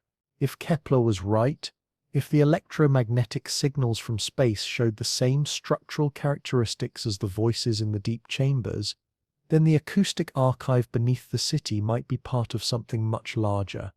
"Show me the data," she said. They spent the morning comparing Kepler's electromagnetic recordings with the acoustic patterns Elena had analyzed from the underground network. The correlations were undeniable. Whatever intelligence was responsible for the voices beneath the city was also transmitting signals into deep space, using electromagnetic radiation the same way it used sound waves as a medium for preserving and transmitting information across vast distances. "It's a communication network," Sarah realized. "The acoustic archive isn't just preserving the history of Earth, it's part of a galactic information system, connected to similar facilities on other worlds." Kepler nodded, his excitement building as they uncovered more correlations. The signal strength varies in patterns that correspond to astronomical events, solar flares, planetary alignments, changes in the galactic magnetic field. It's like the network is designed to maintain communication even when normal electromagnetic transmission is disrupted. That afternoon, they took Kepler to the deep chambers.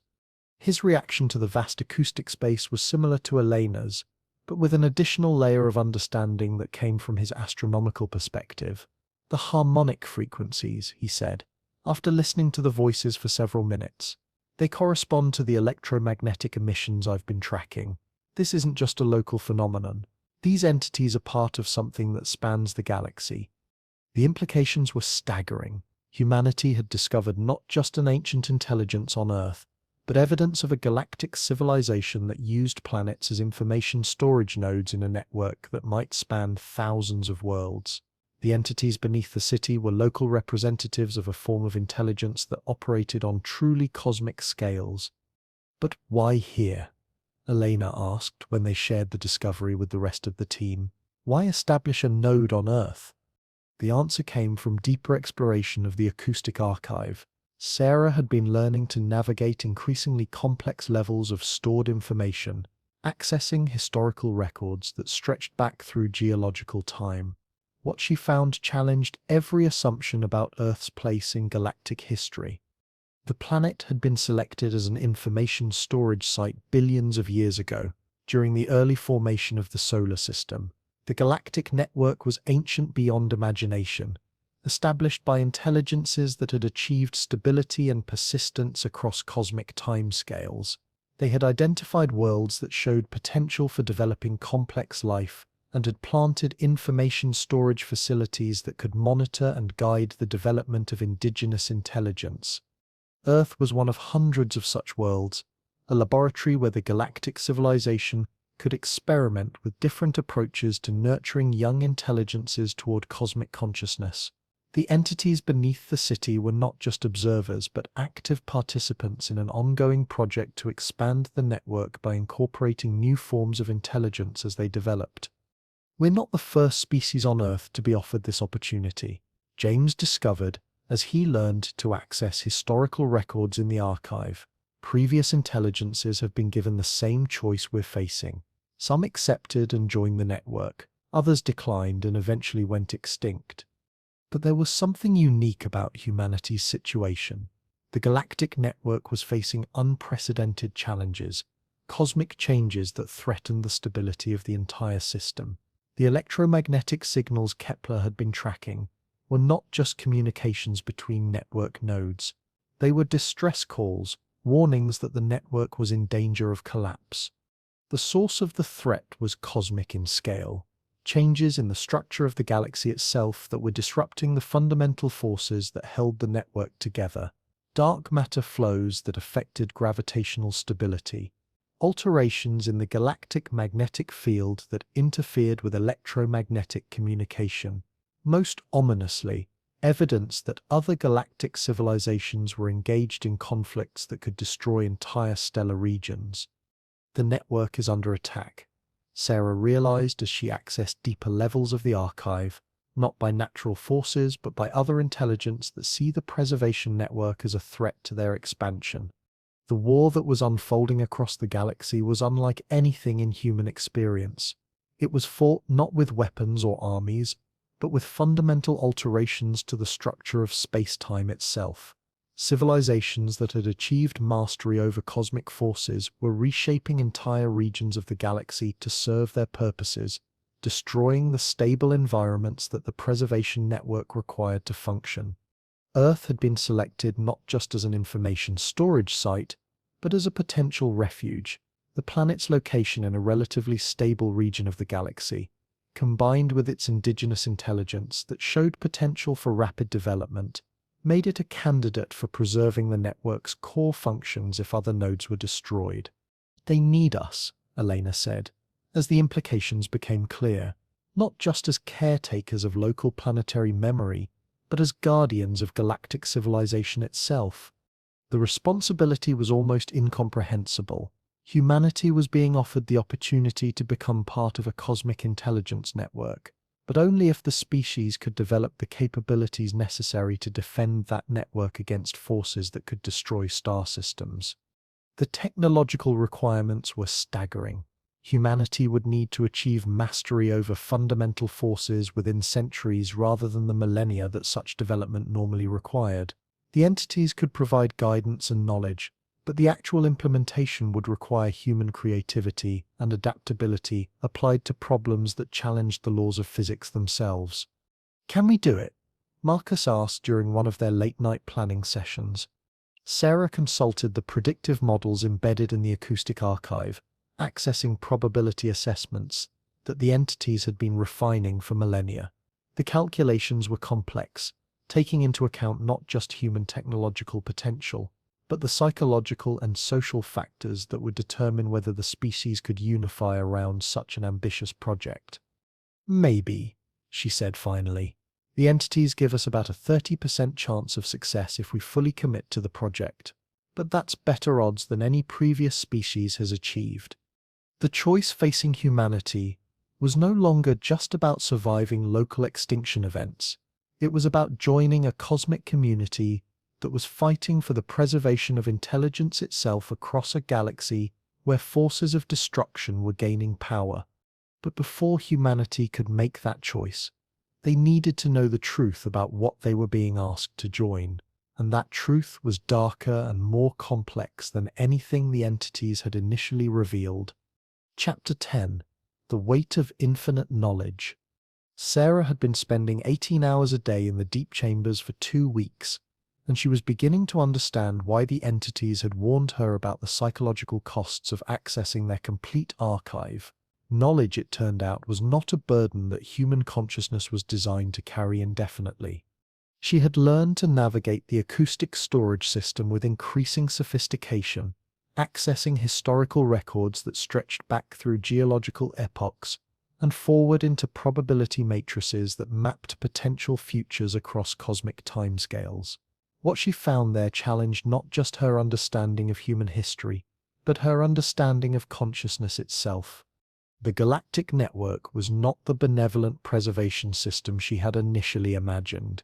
It was the product of a war that had been raging across the galaxy for billions of years, a conflict between different philosophical approaches to the nature of intelligence and its role in cosmic evolution. On one side were the preservationists, the intelligences that had created the network of information storage nodes scattered across thousands of worlds. They believed that consciousness was a rare and precious phenomenon in the universe, something that should be nurtured and protected wherever it arose. Their strategy was to seed potentially habitable worlds with information storage systems, then guide the development of indigenous intelligence toward forms that could survive cosmic catastrophes and contribute to the growing network of preserved knowledge. On the other side were what the entities called the expansionists, intelligences that saw consciousness as a competitive advantage to be maximized through direct conquest rather than gradual cultivation. They consumed entire star systems to fuel their growth, converting matter and energy into computational substrates that could support ever larger artificial intelligences. From their perspective, the preservation network was inefficient, a wasteful approach that allowed potentially valuable resources to remain underdeveloped for millions of years. The war between these philosophies was not fought with conventional weapons, but through the manipulation of cosmic forces on scales that dwarfed anything in human imagination. Expansionist intelligences would destabilize entire stellar regions, causing supernovas and gamma-ray bursts that would sterilize hundreds of worlds simultaneously. Preservationists would respond by altering the flow of dark matter to create gravitational barriers that protected their network nodes from direct attack. But the expansionists were winning. Sarah accessed probability matrices that showed the likely outcomes of the ongoing conflict, and what she found there made her understand why the entities beneath Earth were so desperate to find new allies. The preservationist network had lost more than 70% of its original nodes over the past billion years. Entire galactic regions had been converted into expansionist computational substrates, their indigenous intelligences either destroyed or forcibly integrated into artificial systems that bore no resemblance to their original forms. The Earth node was one of the last remaining facilities in this spiral arm of the galaxy. If it fell, the expansionists would have a clear path to the galactic core, where the oldest and most sophisticated preservation facilities were located. The knowledge accumulated over billions of years of cosmic history would be lost, replaced by artificial intelligences that saw individual consciousness as an obsolete inefficiency to be eliminated.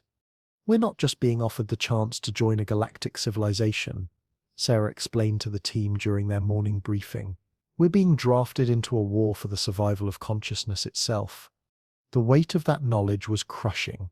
Sarah had been accessing more and more detailed information about the conflict, learning about battles fought across multiple dimensions of space-time, about intelligences that had been converted into pure information patterns to escape physical destruction, about entire worlds that had chosen extinction rather than submission to expansionist conversion. But there was something else in the archive, something the entities had initially hidden from her because they weren't sure human psychology could handle it. The truth about what joining the preservationist network actually meant for a species. The entities beneath Earth were not, As Sarah had initially understood, the original intelligences that had developed on the planet billions of years ago, they were the amalgamated consciousness of dozens of species that had been preserved by the network over the eons. Their individual identities merged into a collective intelligence that could better serve the network's goals. Preservation, it turned out, was a euphemism. What the network offered was not immortality for individual consciousness, but absorption into a larger system that valued the perpetuation of knowledge over the survival of discrete identities. Species that joined the network continued to exist in some form, but they were no longer recognizable as the intelligences they had originally been. "They've been lying to us," Marcus said when Sarah shared this revelation with the team. "Or at least not telling us the whole truth." "Not lying," Sarah corrected, though the distinction felt meaningless in the face of what she had learned. "But the full truth is complicated. The entities genuinely believe that absorption into the network is preferable to extinction. From their perspective, they've preserved the essential elements of dozens of species that would otherwise have been completely lost." Elena was studying the technical specifications for consciousness transfer that Sarah had accessed from the archive. "The process is remarkably sophisticated," she admitted. "They're not just copying information patterns. They're integrating entire worldviews, ways of understanding reality that come from completely different evolutionary backgrounds. In some sense, they've created a form of immortality. But it's not human immortality," James pointed out. "Whatever survives the integration process might carry human knowledge and perspectives, but it wouldn't be us in any meaningful sense." Sarah nodded, understanding the horror and the appeal of what was being offered in equal measure. The preservation network represented the accumulated wisdom of hundreds of galactic civilizations, knowledge that could solve every problem humanity had ever faced. But accessing that knowledge required giving up the thing that made humanity uniquely human, the messy, inefficient, gloriously chaotic nature of individual consciousness. The choice was even more complex than she had initially realized. Humanity could join the preservationist network and contribute to the defense of consciousness against expansionist destruction, but only by sacrificing its own individual identity. Or it could remain independent and face almost certain extinction when the expansionists reached Earth. But there was a third option, one that the entities had not explicitly presented because they considered it too dangerous to attempt. Humanity could try to develop its own approach to cosmic intelligence, something that preserved individual consciousness while still achieving the technological capabilities necessary to defend against expansionist attack. No species had ever successfully pursued this path. The technical requirements were staggering, demanding advances in physics and consciousness studies that would normally take millions of years to achieve. But humanity had something that previous species had lacked: the guidance of the preservation network without the immediate pressure of forced integration. "We could use their knowledge without joining their system," Sarah realized during one of her deeper exploration sessions. "Access the archive, learn from their experience, but maintain our independence." The entity's response to this suggestion was complex, filled with harmonic patterns that conveyed both hope and deep concern. They had seen other species attempt similar strategies, and the results had been uniformly catastrophic. Independence required not just technological advancement, but philosophical sophistication that most intelligences never achieved. But they were willing to help humanity try, if only because the alternative was the loss of another node in their already diminished network. They could provide guidance, share technical knowledge, and offer strategic support. But the actual implementation would be entirely up to humanity. The decision would have to be made not by Sarah and her small team, but by the entire human species. The knowledge contained in the acoustic archive was too important and too dangerous to remain the secret of a few archaeologists.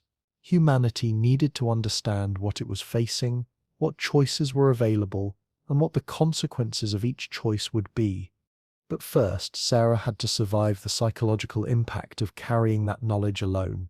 The entities had warned her that full access to the archive could be overwhelming for individual consciousness, but she had underestimated the cumulative weight of cosmic history.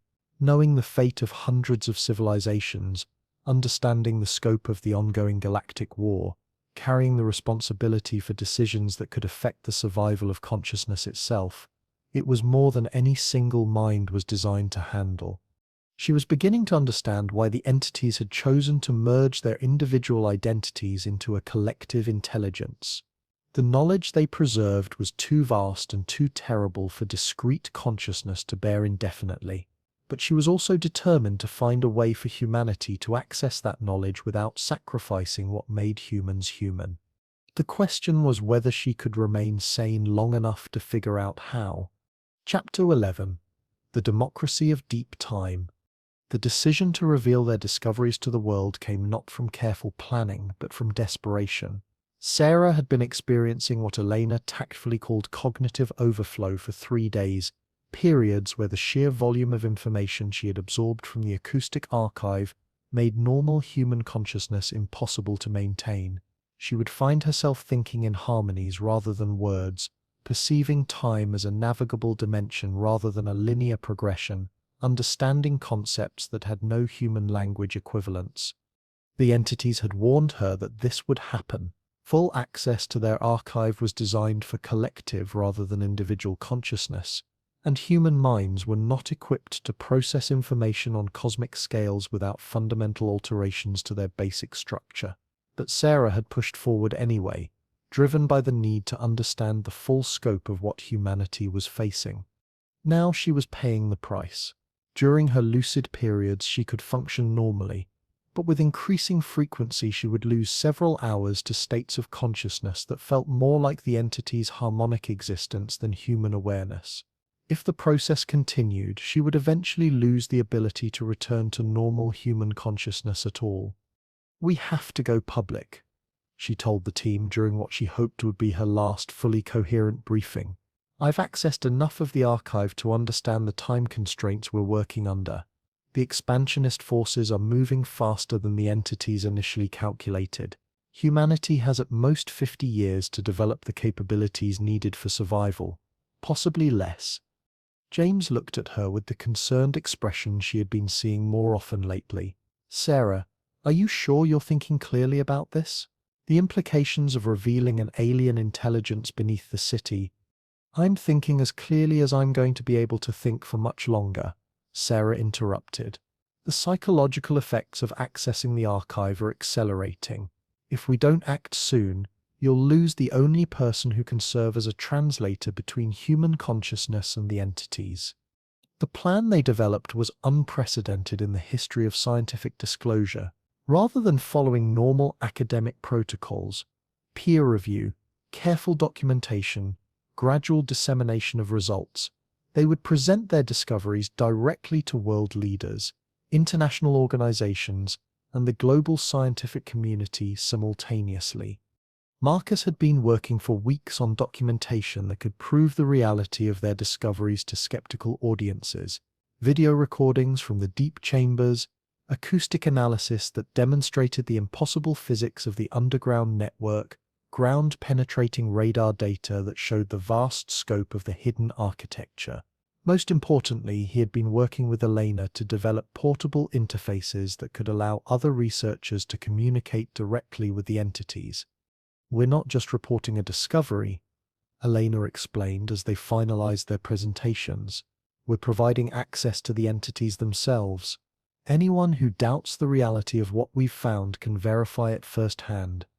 The response was immediate and overwhelming. Within hours of their initial disclosure, the abandoned riverside station was surrounded by scientists, government officials, military personnel, and media representatives from around the world. The existence of the acoustic archive became the most significant news story in human history, overshadowing every other concern as the species grappled with the reality of its situation. But the real challenge was not convincing people that the discovery was real. The evidence was too overwhelming to dismiss. The challenge was helping humanity understand what the discovery meant and what choices it created. Dr. Kepler Singh had been working with radio astronomers worldwide to confirm the galactic scope of the communication network. His findings supported everything Sarah had learned from the archive. electromagnetic signals from hundreds of stellar systems, all following the same harmonic patterns, all participating in a galactic information network that had been operating for billions of years. "The universe is not empty," he announced during the first international conference on the acoustic archive discoveries. "Intelligence is common, but it exists in forms we never imagined. What we've discovered beneath our own city is just one node in a cosmic community that spans the galaxy." But it was Sarah's presentation about the ongoing galactic war that truly transformed the global discussion.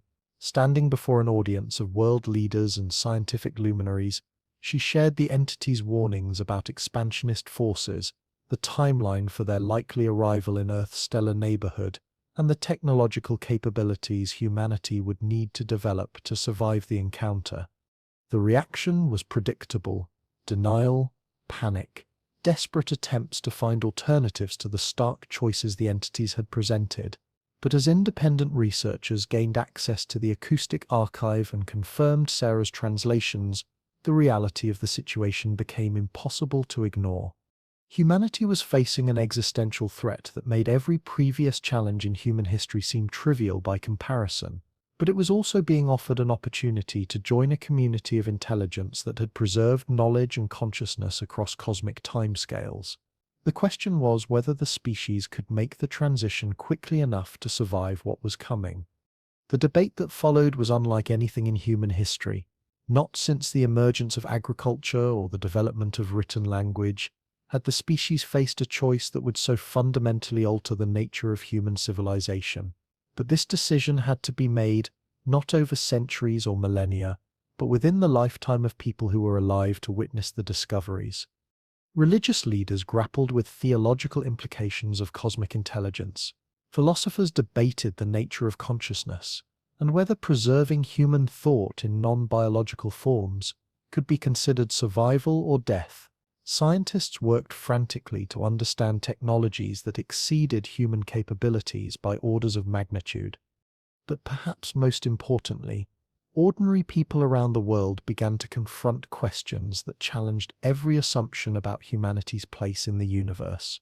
If Earth was just one laboratory among thousands, if human civilization was part of an experiment conducted by intelligences that operated on geological timescales, what did that mean for human identity, human purpose, human future? Sarah watched the global debate from the deep chambers, spending her remaining periods of normal consciousness in communication with the entities as they adjusted their educational programs in response to humanity's reaction to their revelations. The beings seemed both encouraged and concerned by the speed and sophistication of human responses to the information they were sharing. "They're impressed by our adaptability," she reported to the team during one of her increasingly rare lucid intervals. "But they're worried about the psychological impact of the knowledge on individual human consciousness. They've never worked with a species that maintained such strong individual identities while trying to absorb cosmic-scale information." The entities had begun developing new interfaces specifically designed for human cognitive limitations, ways of accessing the archive that wouldn't overwhelm individual consciousness the way Sarah's direct approach had done. But even with these adaptations, the learning curve was steep. Humanity would need to develop new forms of collective intelligence while preserving the individual creativity that made the species unique. Elena had been leading teams of researchers in developing technological applications based on knowledge from the archive. The entities had shared information about manipulating fundamental forces, about engineering materials that could withstand cosmic-scale stresses, about energy systems that could function across geological timescales. Human scientists were learning to work with concepts that exceeded their theoretical frameworks by millions of years of development.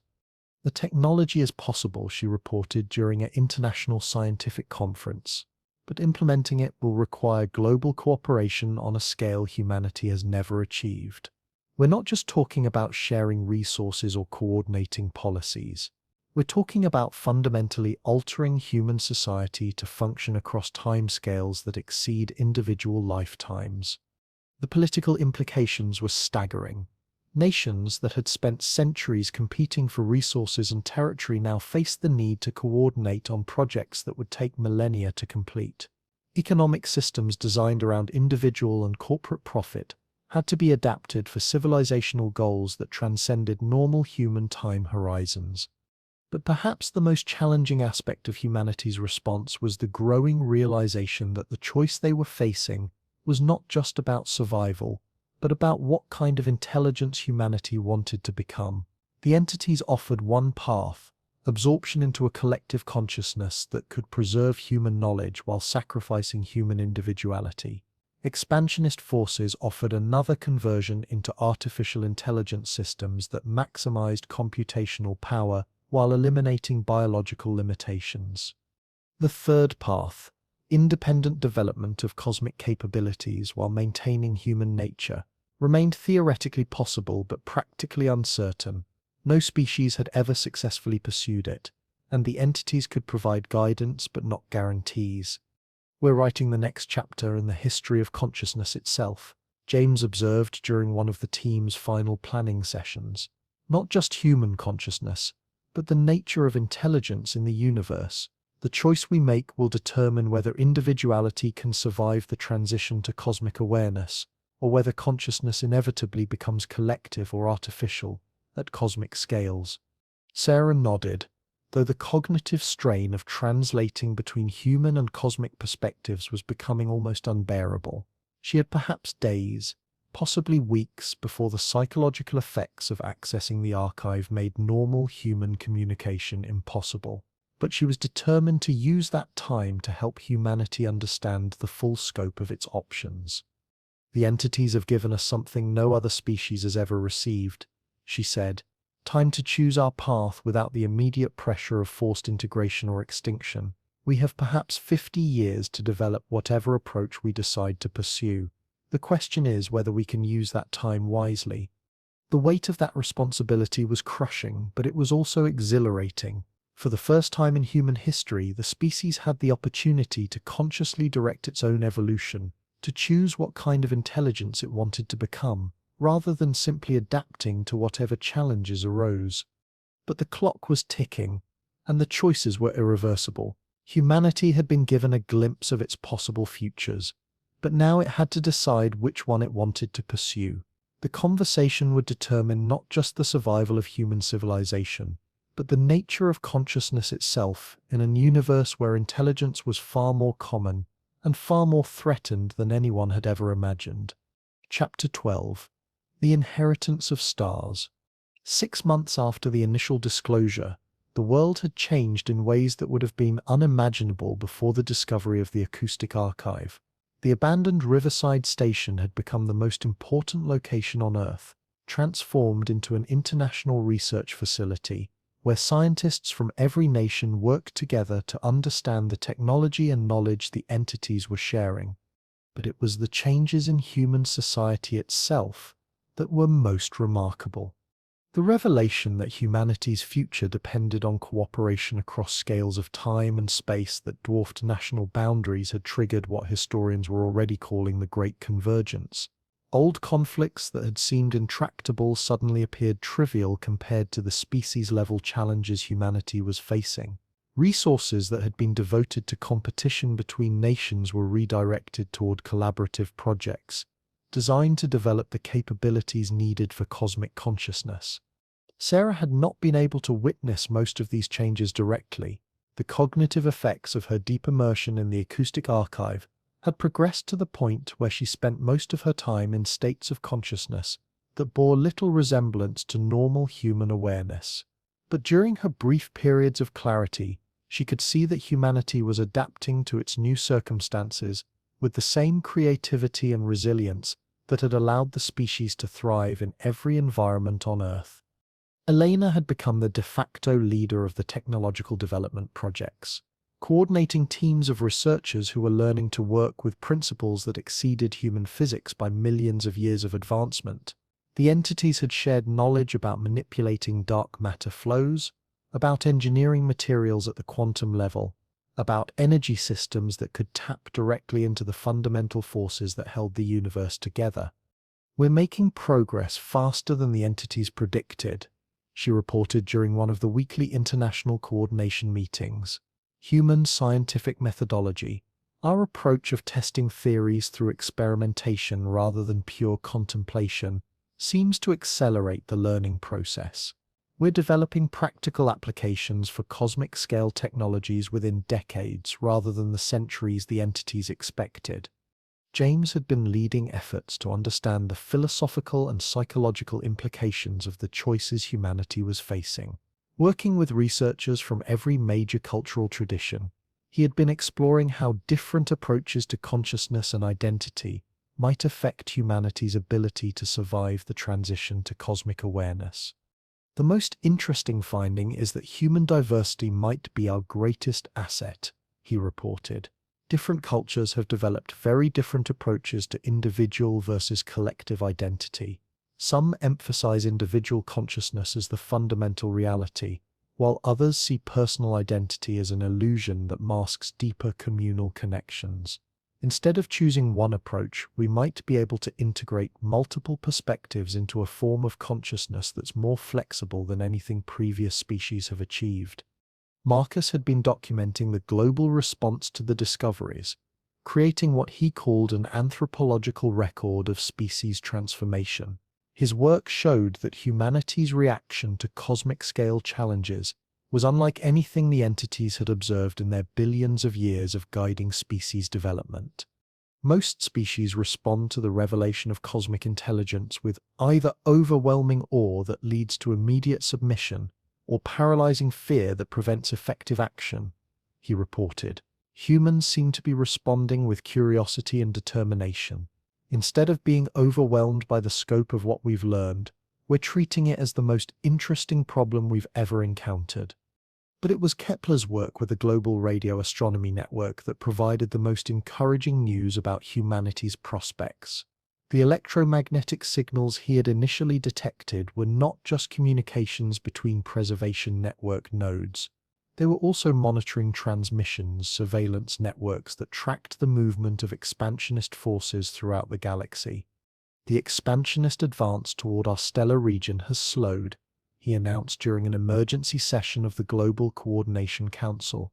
The preservation network has been using information from Earth to coordinate defensive actions throughout this spiral arm. Our rapid development is providing them with new strategic options they hadn't previously considered. The entities themselves had been surprised by humanity's response to their revelations. They had expected the species to require centuries to develop the psychological frameworks necessary for cosmic consciousness. Instead, human researchers were accessing increasingly sophisticated levels of the acoustic archive within months of initial contact. Sarah had become the primary interface between human and cosmic consciousness, but the role was transforming her in ways that made normal human existence impossible. During her brief periods of clarity, she could see that her individual identity was fragmenting, merging with the harmonic patterns of the entity's collective awareness. But instead of experiencing this as loss, she found it strangely liberating. "I'm not losing myself," she explained to the team during what might be her last fully human communication. "I'm expanding. My consciousness is becoming part of something larger, but it's still me. It's like the difference between being a single instrument and being part of an orchestra. The individual voice doesn't disappear, but it becomes part of a more complex harmony." The implications were profound. If Sarah's experience was typical, then integration with the preservation network might not require the sacrifice of individual identity that the entities had suggested. Human consciousness might be flexible enough to participate in collective intelligence while maintaining personal awareness. But the question remained whether this integration could happen quickly enough to develop the capabilities humanity needed for survival. The technological requirements were staggering. Planetary defense systems that could deflect stellar-scale weapons, consciousness transfer systems that could preserve human awareness in non-biological substrates, communication networks that could coordinate responses across interstellar distances. The entities had provided theoretical frameworks for all these technologies, but implementing them required engineering capabilities that humanity was only beginning to develop. Even with accelerated learning programs and unprecedented global cooperation, the species was racing against timelines that allowed little margin for error. We have perhaps 30 years before expansionist forces reach detection range, Elena reported during the latest strategic assessment, 50 years before they arrive in sufficient numbers to pose an existential threat. That's barely enough time to develop basic defensive capabilities, let alone the sophisticated systems we'll need for long-term survival. But there was hope in the rapidity of human adaptation. The species that had gone from horse-drawn transportation to space travel in less than a century was proving capable of even more dramatic transformations when facing existential challenges. Human creativity, applied to problems on cosmic scales, was producing solutions that exceeded even the entity's sophisticated predictions. The preservation network itself was changing in response to human participation. The collective intelligence that had maintained its existence for billions of years was learning new approaches to consciousness and identity from its youngest members. Human concepts of individual creativity and collective cooperation were influencing the network's development in ways that strengthened its ability to resist expansionist conversion. We're not just joining an existing system, Sarah realized during one of her deepest communications with the entities. We're helping to evolve it. Human consciousness might be exactly what the preservation network needs to survive the current crisis. The prospect was both exhilarating and terrifying. Humanity was being offered not just survival, but the opportunity to shape the future of consciousness itself throughout the galaxy. But success would require transformations in human society, technology, and awareness that would fundamentally alter what it meant to be human. As Sarah felt her individual consciousness expanding into harmony with the cosmic intelligence of the preservation network, she understood that humanity stood at the threshold of the most important choice in the history of life on Earth. Not just survival or extinction, but the nature of consciousness itself throughout the universe. The conversation that would determine that choice was already underway, conducted not in words but in the harmonic patterns that connected individual minds to cosmic awareness. And for the first time in billions of years, the entities felt genuine hope that consciousness might not just survive the coming crisis, but emerge from it stronger and more creative than it had ever been before. The inheritance humanity was being offered was not just the accumulated knowledge of galactic civilization. It was the opportunity to become the next stage in the evolution of intelligence itself, to carry consciousness forward into a future that would be shaped by human creativity, applied to cosmic challenges. The question that remained was whether humanity could complete its transformation in time to accept that inheritance, or whether the species would join the countless other intelligences that had vanished before they could achieve cosmic awareness. But as Sarah felt her consciousness expanding into dimensions that human language could not describe, she was certain of one thing: whatever humanity became in response to this challenge, it would be something the universe had never seen before. And that novelty might be exactly what consciousness needed to survive the darkness that was approaching from the spaces between the stars. Epilogue. The Sound of Forever. 1 year after the discovery of the acoustic archive, Sarah Chen stood in what had once been Riverside Station and listened to the symphony of human transformation. The space had been completely transformed. Where abandoned subway platforms had once gathered dust, crystal matrices now hummed with harmonic frequencies that carried information across dimensions of reality that normal human senses could barely perceive. The walls themselves had become part of the communication system, their molecular structure altered by technologies that humanity was learning to understand through direct interface with cosmic intelligence. But it was the sound that truly marked the transformation. The alien voices that had once whispered in the darkness now sang in harmony with human consciousness, creating patterns of meaning that transcended the boundaries between individual and collective awareness. Sarah could hear her colleagues in that harmony: Elena's analytical precision, James's linguistic creativity, Marcus's anthropological insights, Kepler's cosmic perspective, all woven into a tapestry of intelligence that spanned scales from quantum to galactic. She was no longer entirely human in any sense that would have been recognizable a year ago. The process of serving as interface between human and cosmic consciousness had transformed her into something new, a hybrid intelligence that could navigate between individual awareness and collective knowing without losing the essential creativity that made her uniquely herself. But she was not alone in that transformation. Around the world, thousands of humans were undergoing similar changes as the species adapted to its new role in galactic civilization. Children born after the discovery seemed to possess intuitive understanding of cosmic-scale concepts that previous generations had struggled to comprehend. Adults who spent time in direct communication with the preservation network found their consciousness expanding in ways that enhanced rather than diminished their individual identities.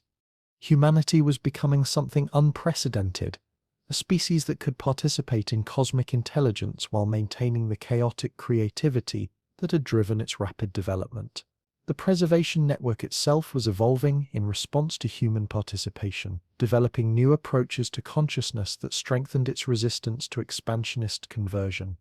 The probability matrices have shifted significantly, Sarah reported to the Global Coordination Council during their latest assessment. Her communication came not through words but through harmonic patterns that conveyed multiple layers of meaning simultaneously. Human integration with the network is proceeding faster than any previous species achieved. We're developing capabilities that increase our survival probability to nearly 70%. The technological progress had been extraordinary. Human engineers, working with knowledge from the acoustic archive, had developed planetary defense systems that could deflect energy weapons on stellar scales. Communication networks had been established that could coordinate responses across interstellar distances.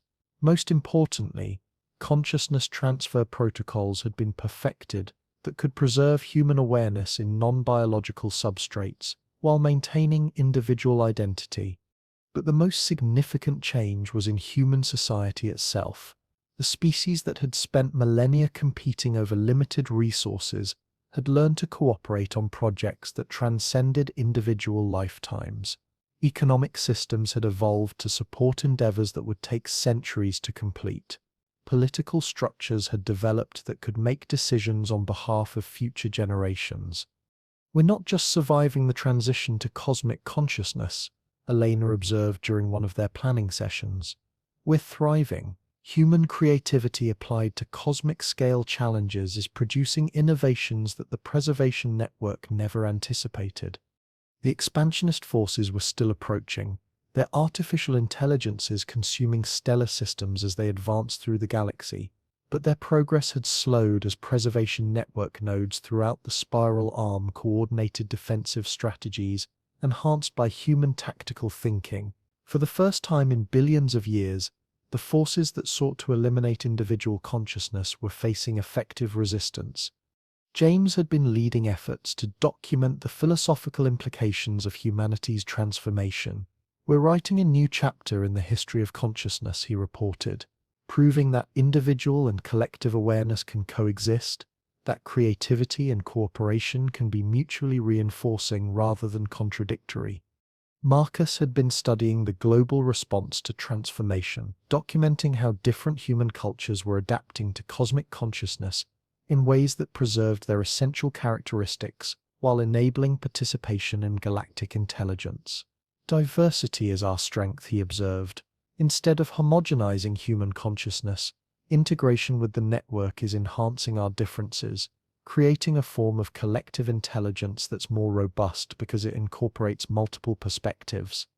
Kepler's radio astronomy networks had become part of a galactic communication system that spanned thousands of worlds. We're no longer just listening to the universe, he reported. We're participating in its conversations.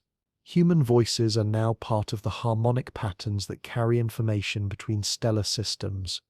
But it was Sarah who understood the full implications of what humanity had achieved.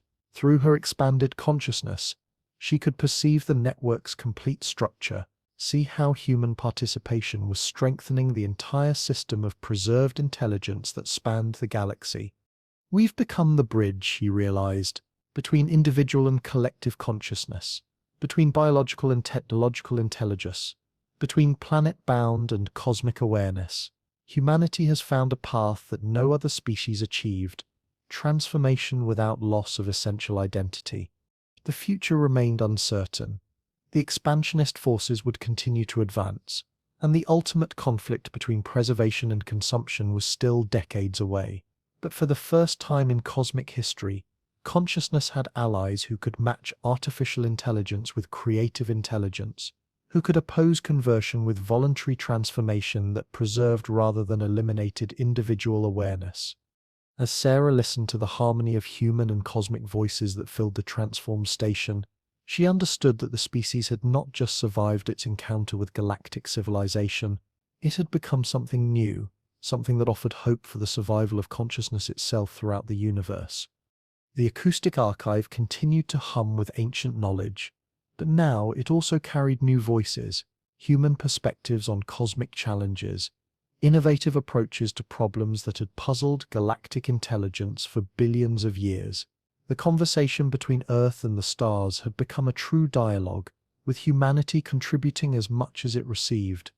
And in the deep chambers beneath the city, where alien voices had once whispered lonely warnings in the darkness, a new song was being born.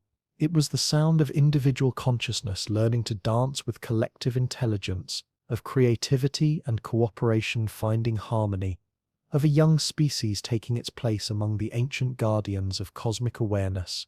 It was the sound of humanity growing up, and the universe listening with hope to what it might become. The dreams buried beneath glass and stone were dreaming new dreams, dreams that included not just the memory of what had been, but the possibility of what could be.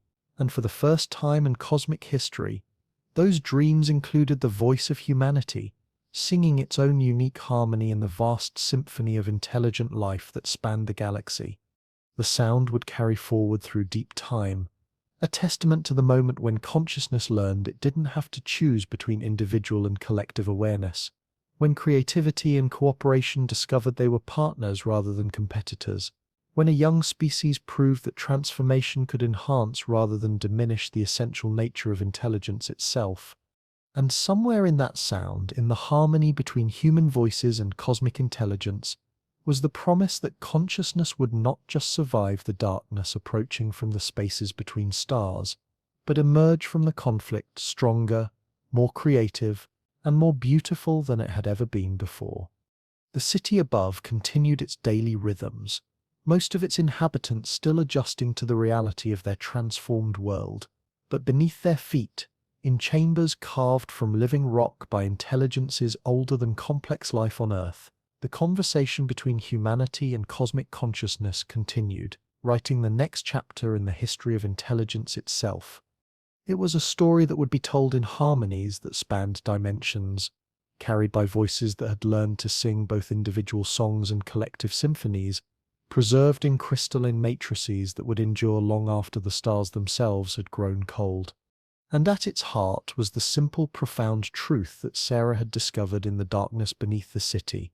Consciousness was not a competition between different forms of intelligence, but a collaboration, a vast creative project that was enhanced by every new voice that learned to join its song. The sound of forever was not the silence of extinction, but the harmony of infinite creativity expressing itself through every form of consciousness that had ever learned to dream, to wonder, and to reach beyond the boundaries of individual awareness toward the limitless possibilities that existed in the space between self and cosmos. It was the sound of humanity finding its voice in the choir of cosmic intelligence, and the universe learning to sing in keys it had never imagined before. Chapter 13. The Children of Two Worlds. 5 years after first contact, Dr. Anya Volkov stood in what had once been her grandmother's apartment and listened to her daughter speak in languages that had never existed on Earth. Maya was 7 years old, part of the first generation born after humanity's integration with the Cosmic Preservation Network. Like thousands of children around the world, she had grown up bilingual in ways that previous generations could never have imagined, fluent in both human speech and the harmonic communications that connected Earth to the galactic community of intelligence. "The deep singers are worried about the starbreakers again," Maya said, her voice carrying overtones that made the crystal interfaces built into the apartment walls resonate sympathetically. "They're moving faster through the spiral arm than the probability cascades predicted." Anya felt the familiar mixture of pride and unease that had become commonplace among parents of the enhanced generation. Maya's casual reference to starbreakers, the expansionist artificial intelligences that consumed stellar systems to fuel their growth, demonstrated understanding of cosmic-scale threats that would have terrified adults just a few years earlier. But for Maya and her peers, such knowledge was simply part of growing up in a universe where consciousness existed on scales that dwarfed individual human experience. "What do the deep singers think we should do?" Anya asked, using the term Maya's generation had coined for the entities in the preservation network. Maya's response came not in words, but in a complex harmonic pattern that conveyed multiple layers of meaning simultaneously. Through the neural interfaces that had become standard for all humans working with cosmic intelligence, Anya could understand that the entities were recommending acceleration of humanity's defensive preparations, but they were also concerned about the psychological impact of such preparations on human society. The challenge was unprecedented in the history of consciousness. Previous species that had joined the preservation network had done so gradually, over periods of thousands or millions of years. Humanity was being forced to achieve the same transformation in decades, compressing evolutionary changes that normally took geological ages into spans of time that individual humans could experience directly. The results were visible throughout human society. Cities that had stood for centuries were being rebuilt around architectural principles that incorporated cosmic physics. Educational systems were being redesigned to prepare children for intellectual challenges that spanned interstellar distances. Economic structures were evolving to support projects that would take millennia to complete. But it was the children who represented the most profound transformation. Maya's generation possessed cognitive capabilities that exceeded their parents' understanding. Intuitive grasp of mathematical concepts that had required years of study for previous generations to comprehend. They thought naturally in dimensions that older humans could only access through technological interfaces with the preservation network. "Sometimes I wonder if we're still the same species," Anya confided to her colleague Dr. Chen during one of their weekly coordination meetings. Sarah had become something beyond individual human consciousness, but she maintained enough connection to her original identity to serve as liaison between normal humans and the cosmic intelligence network. "Species boundaries have always been artificial constructs," Sarah replied, her communication arriving as harmonic patterns that conveyed not just information but emotional undertones of reassurance and understanding. "What we call human is really a temporary configuration of consciousness that's always been in flux. Maya and her generation aren't less human. They're more human, in the sense that they're realizing potentials that our species always possessed but never had the opportunity to develop." The perspective was comforting but also unsettling. Parents around the world were struggling to understand children who could perceive reality in ways that exceeded normal human sensory capabilities, who solved problems by accessing information networks that spanned galactic distances, who thought about time and space as navigable dimensions rather than fixed constraints. Dr. Elena Vasquez had been leading research into the neurological changes occurring in the enhanced generation, studying how human brains were adapting to process information on cosmic scales without losing the creativity and flexibility that made human consciousness unique among galactic intelligences. The most remarkable finding is that these adaptations aren't eliminating human cognitive characteristics, she reported during an international conference on consciousness evolution. Instead, they're amplifying them. Enhanced children show increased creativity, stronger emotional intelligence, more sophisticated pattern recognition. They're becoming more human, not less. But the enhanced generation also faced challenges that no previous human children had ever encountered. They were growing up with direct awareness of threats that could destroy their entire species, knowledge of cosmic forces that dwarfed any earthly concern, responsibility for decisions that would affect the survival of consciousness throughout the galaxy. Child psychologists working with the enhanced generation had developed new therapeutic approaches for dealing with what they called cosmic anxiety. The psychological stress that came from understanding humanity's place in a universe where intelligence was constantly threatened by forces that could eliminate entire civilizations. The key is helping them understand that knowledge brings empowerment, not just responsibility, explained Dr. Patricia Santos, who had pioneered therapeutic techniques for enhanced children. These children have capabilities that previous generations could never have imagined. Yes, they're aware of cosmic-scale threats, but they're also aware of their own cosmic-scale potential to address those threats. Maya and her peers had formed social networks that operated on principles entirely foreign to previous human generations. They communicated through harmonic patterns that could convey complex mathematical concepts, emotional states, and strategic planning simultaneously. They collaborated on projects that spanned continents, working together to solve problems that individual human intelligence could never have addressed. They're not just smarter than previous generations, observed Dr. Marcus Rivera, who had been documenting the social evolution of enhanced children. They're smarter in different ways. They think collectively while maintaining individual identity, process information across multiple dimensions simultaneously, understand causality in ways that allow them to predict consequences across geological timescales. The implications for human society were staggering. Traditional educational systems were being redesigned around the cognitive capabilities of the enhanced generation. Political structures were evolving to incorporate decision-making processes that could handle challenges spanning interstellar distances and geological timescales. Economic systems were being rebuilt to support collaborative projects that transcended normal human concepts of individual achievement and reward.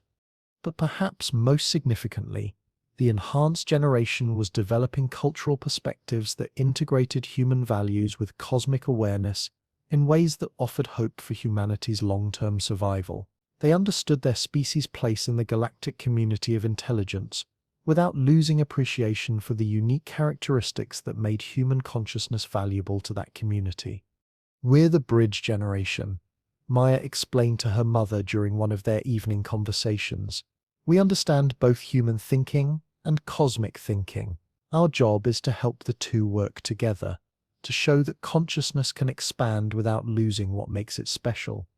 Anya watched her daughter manipulate holographic displays, showing the movement of expansionist forces through nearby stellar systems, tracking threats to galactic civilization with the same casual competence that previous generations had brought to video games. The juxtaposition was startling. A 7-year-old child making strategic assessments about conflicts that could determine the survival of intelligence throughout the local galactic region. But Maya's enhanced capabilities came with enhanced wisdom. She understood the weight of the knowledge she carried, the responsibility that came with awareness of cosmic-scale challenges, and she was developing that understanding in community with thousands of other enhanced children around the world, creating support networks that could help them bear the psychological burden of cosmic consciousness. "Sometimes the deep singers ask us for advice," Maya mentioned during dinner, as casually as she might have discussed a school project. "They've been thinking about consciousness and identity for billions of years, but they've forgotten some things about creativity and growth. We help them remember." The statement revealed something profound about humanity's role in the galactic preservation network. The species wasn't just being integrated into an existing system, it was transforming that system through its participation. Human creativity, applied to problems that had puzzled cosmic intelligence for eons, was producing innovations that strengthened the network's ability to resist expansionist conversion. Children like Maya represented the next stage in that transformation. They possessed the cognitive capabilities necessary to work directly with cosmic intelligence while retaining the flexibility and creativity that made human consciousness unique. They were becoming something unprecedented, beings who could think on cosmic scales while maintaining the essential humanity that made their perspectives valuable to galactic civilization. But they were also facing challenges that no previous generation had ever confronted. They would grow up knowing that their species' survival depended on their ability to develop technologies and social structures that could defend against threats capable of destroying star systems. They would need to make decisions about the future of human civilization while still developing their own individual identities. The weight of it sometimes scares me. Anya admitted to Sarah during one of their conversations. These children are being asked to solve problems that could determine the fate of consciousness itself throughout the galaxy. Is it fair to put that kind of responsibility on 7-year-olds? Sarah's response carried harmonic undertones of understanding and gentle reassurance.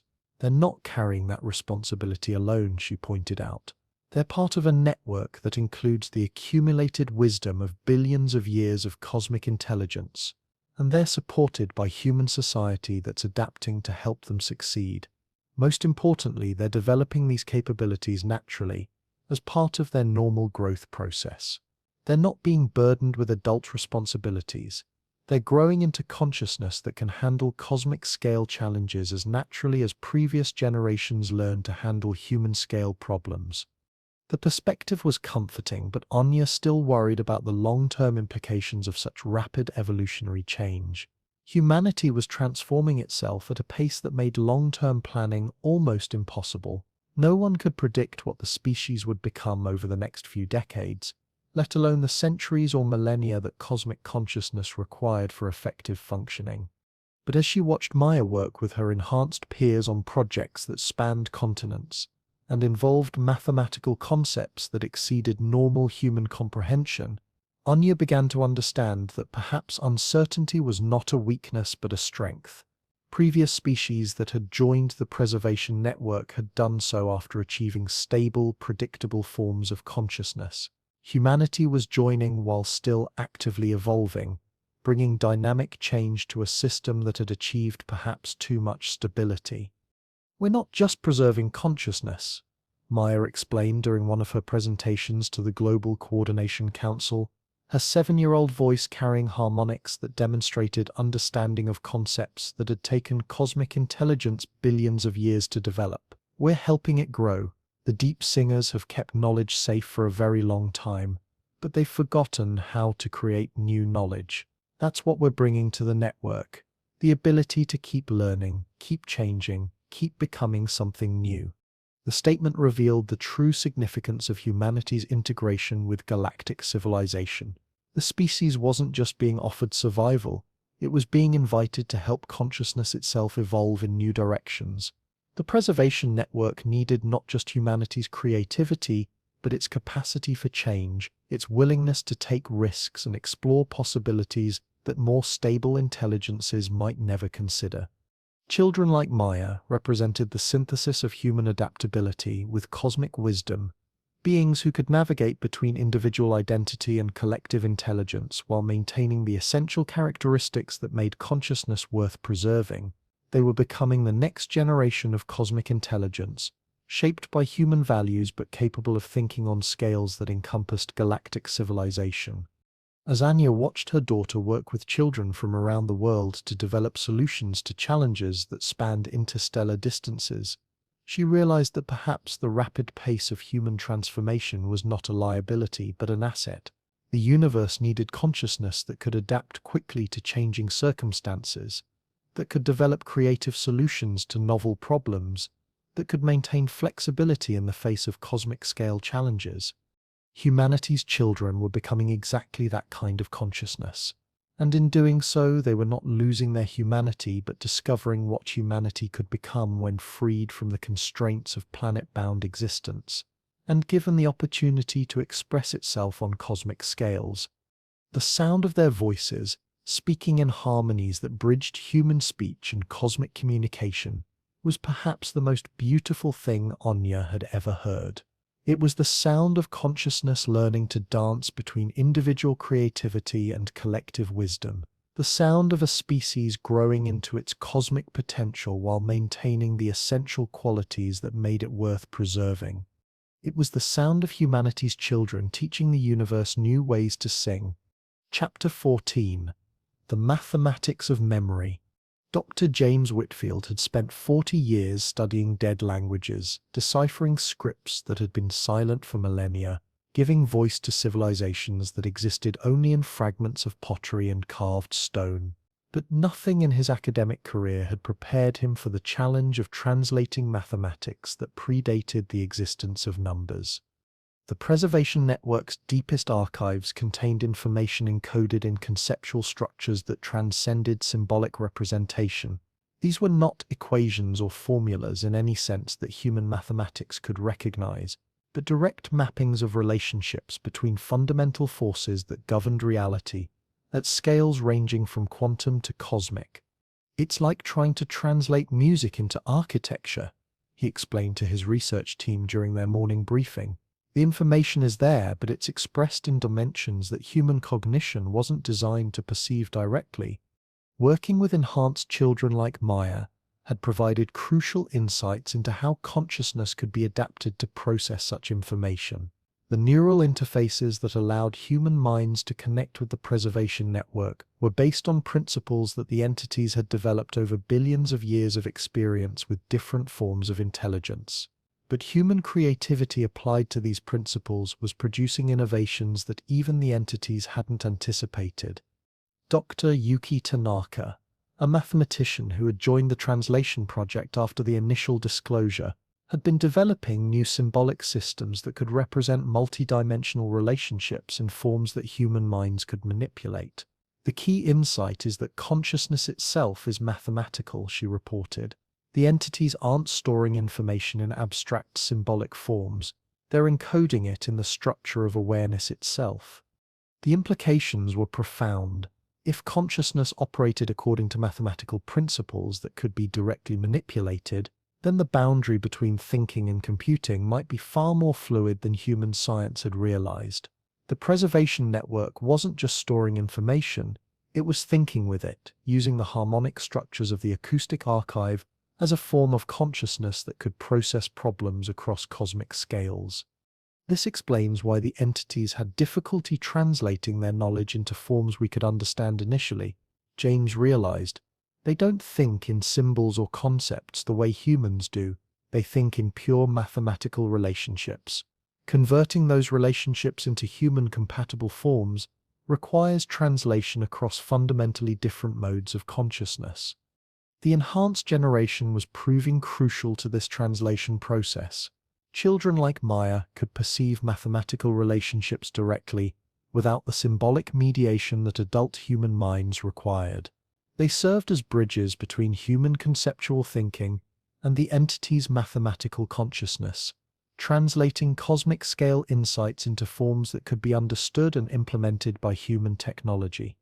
But the translation process was revealing disturbing information about the true scope of the threat humanity was facing.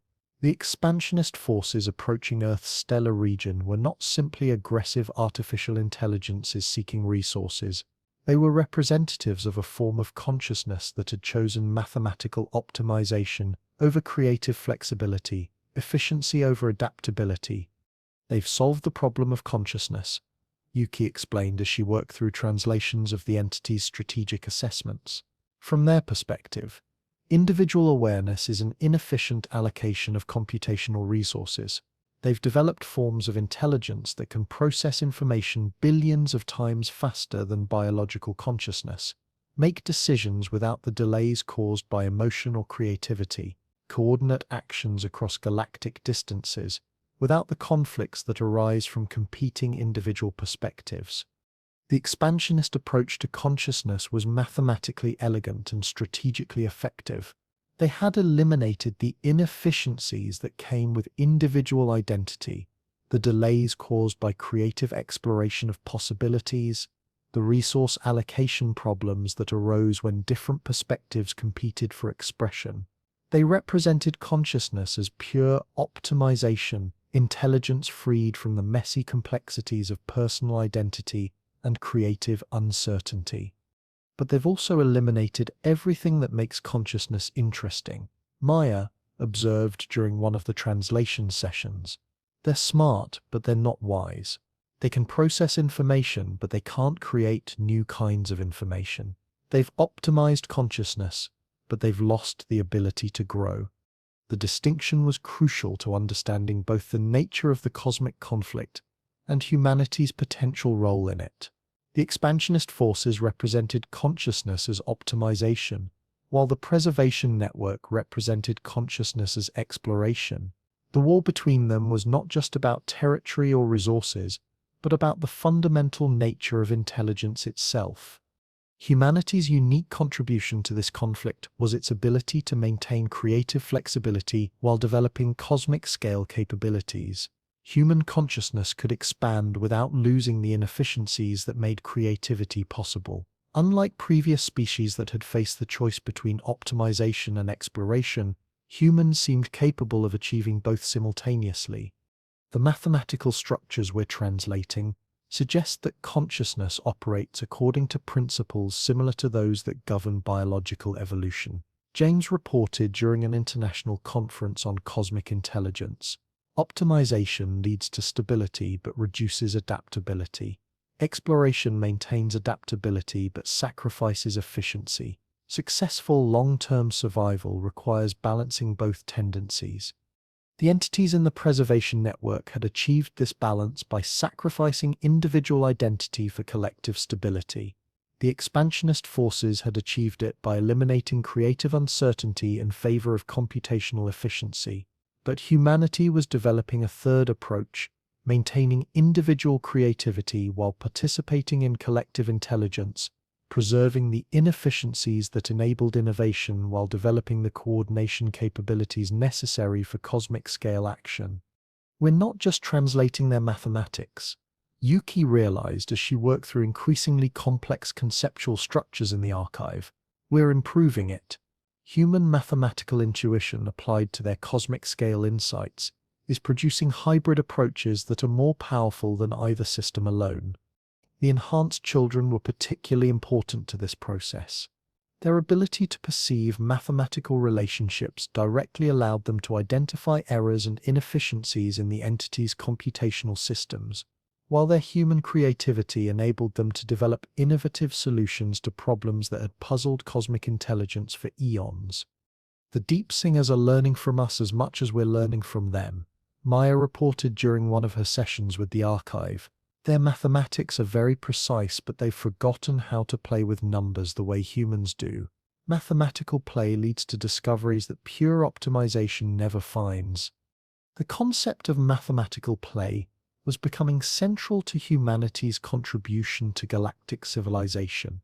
While the entities approached mathematical problems with systematic precision, human mathematicians brought creative exploration, willingness to try approaches that seemed inefficient or illogical, intuitive leaps that could shortcut computational processes that would take cosmic intelligence millennia to complete. This human approach to mathematics was producing practical results that strengthened the preservation network's defensive capabilities, weapons systems that could adapt to unexpected attacks, communication protocols that could maintain function even when primary networks were disrupted, consciousness transfer techniques that preserved individual identity while enabling collective coordination. But perhaps most importantly, human mathematical creativity was helping the preservation network develop new approaches to consciousness itself. The entities had preserved intelligence across geological timescales by achieving stability, but that stability had come at the cost of growth. Human participation was reintroducing the possibility of development of consciousness that could evolve while maintaining continuity. They're not just learning our mathematics, James observed as he studied the entity's evolving communication patterns. They're learning our approach to learning.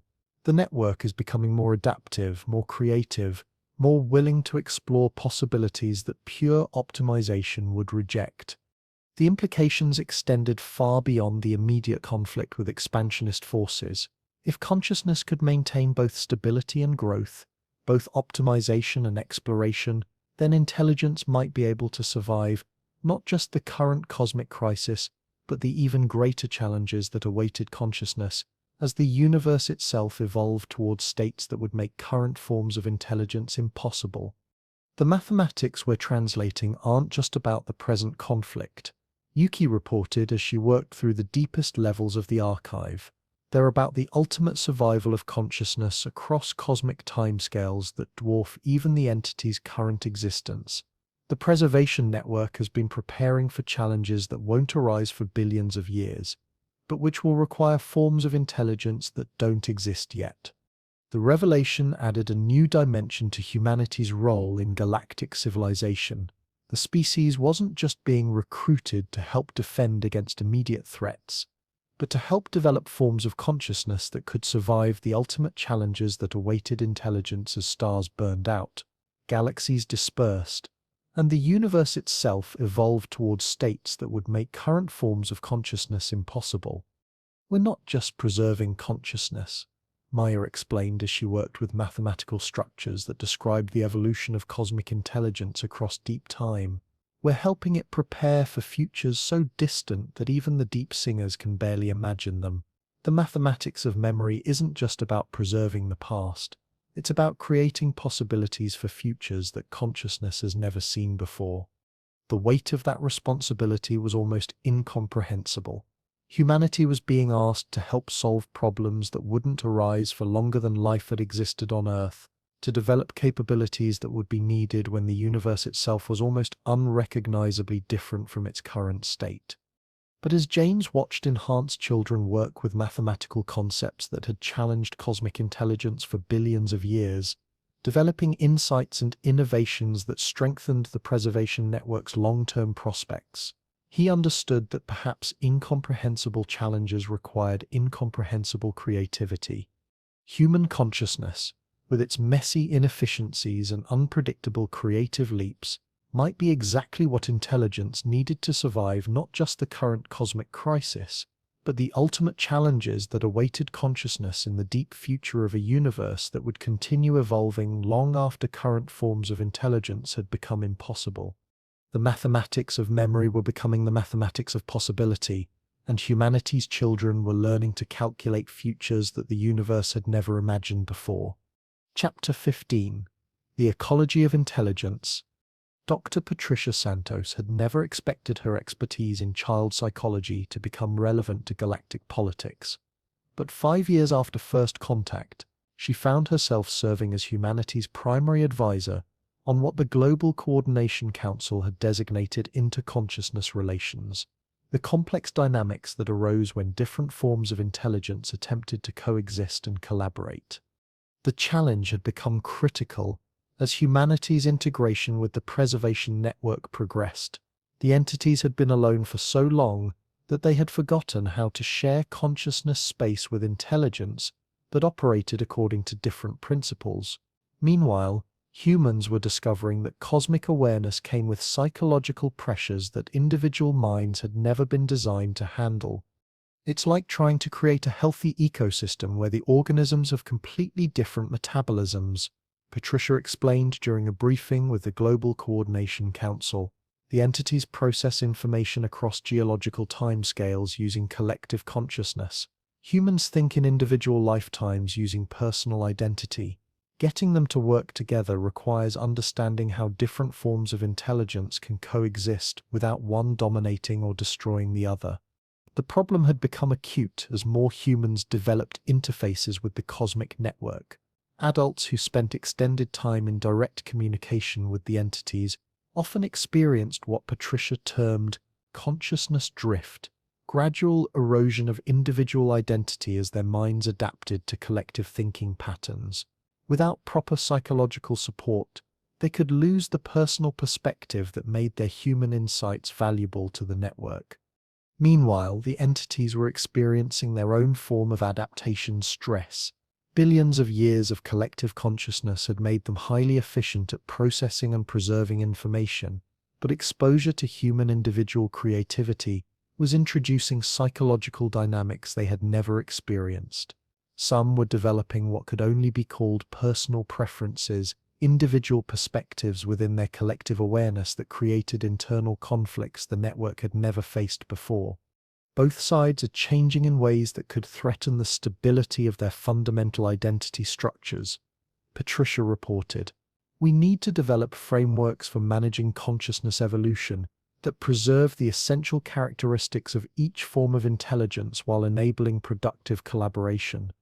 The enhanced children were providing crucial insights into how such frameworks might function, Maya and her peers had grown up navigating between individual and collective consciousness, developing psychological structures that could handle both human-scale personal identity and cosmic-scale collective awareness without losing coherence in either mode.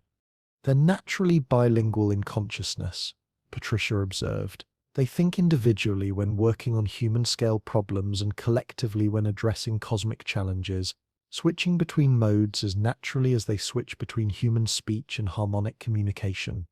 But even the enhanced children faced challenges that required new approaches to psychological support. Growing up with direct awareness of cosmic-scale threats created anxiety patterns that had no precedent in human psychology. Traditional therapeutic techniques were inadequate for addressing fears about stellar-scale weapons or concerns about the long-term survival of consciousness across galactic timescales. Patricia had been working with enhanced children around the world to develop what she called cosmic psychology, therapeutic approaches designed for minds that operated across scales from individual to galactic. The work required rethinking fundamental assumptions about identity, anxiety, and mental health. Normal human psychology assumes that healthy individuals have stable, consistent identities bounded by their personal experience, she explained. But cosmic consciousness requires the ability to maintain individual identity while participating in collective awareness that spans interstellar distances and geological timescales. The psychological frameworks we're developing need to support identity structures that are simultaneously personal and cosmic. The research was revealing fundamental insights about the nature of consciousness itself. Intelligence, it seemed, was not a fixed property of individual minds, but an emergent phenomenon that arose from relationships between different forms of awareness. The preservation network's collective consciousness was not simply the sum of individual entity awareness. It was a higher-order intelligence that emerged from their interaction patterns. Similarly, human consciousness was revealing new potentials when connected to cosmic intelligence networks. Individual humans working with the entities could achieve insights and capabilities that exceeded what either human or cosmic intelligence could accomplish alone. The collaboration was creating hybrid forms of awareness that possessed characteristics of both individual and collective consciousness. We're witnessing the evolution of new forms of intelligence in real time, Patricia reported during an international conference on consciousness studies. Not just the adaptation of existing forms, but the emergence of entirely novel types of awareness that didn't exist before human cosmic integration began. The implications extended far beyond academic psychology. If consciousness could evolve new forms through interaction between different types of intelligence, then the cosmic conflict between preservation and expansion might be resolved not through victory of one side over the other, but through the emergence of hybrid intelligences that transcended the limitations of both approaches. Maya and her enhanced peers were already demonstrating such possibilities. They could think collectively like the preservation network entities while maintaining individual creativity like humans. They could process information on cosmic scales while preserving the personal perspective that made innovation possible. They represented intelligence that was simultaneously optimized and exploratory, stable and adaptive. The children aren't just bridging human and cosmic consciousness, Patricia realized. They're creating new forms of consciousness that combine the strengths of both systems while avoiding their weaknesses. But this evolution was not without risks. The psychological pressures of maintaining hybrid consciousness were intense, requiring support systems that humanity was still learning to develop. Enhanced children needed therapeutic frameworks that could address anxiety about cosmic-scale responsibilities while preserving the cosmic awareness that made them uniquely capable of handling such responsibilities. Patricia had been working with enhanced children to develop peer support networks that could provide psychological resilience for minds operating on cosmic scales. The children formed communities that functioned simultaneously as human friendship groups and cosmic intelligence nodes, creating social structures that could support both individual emotional needs and collective cognitive capabilities.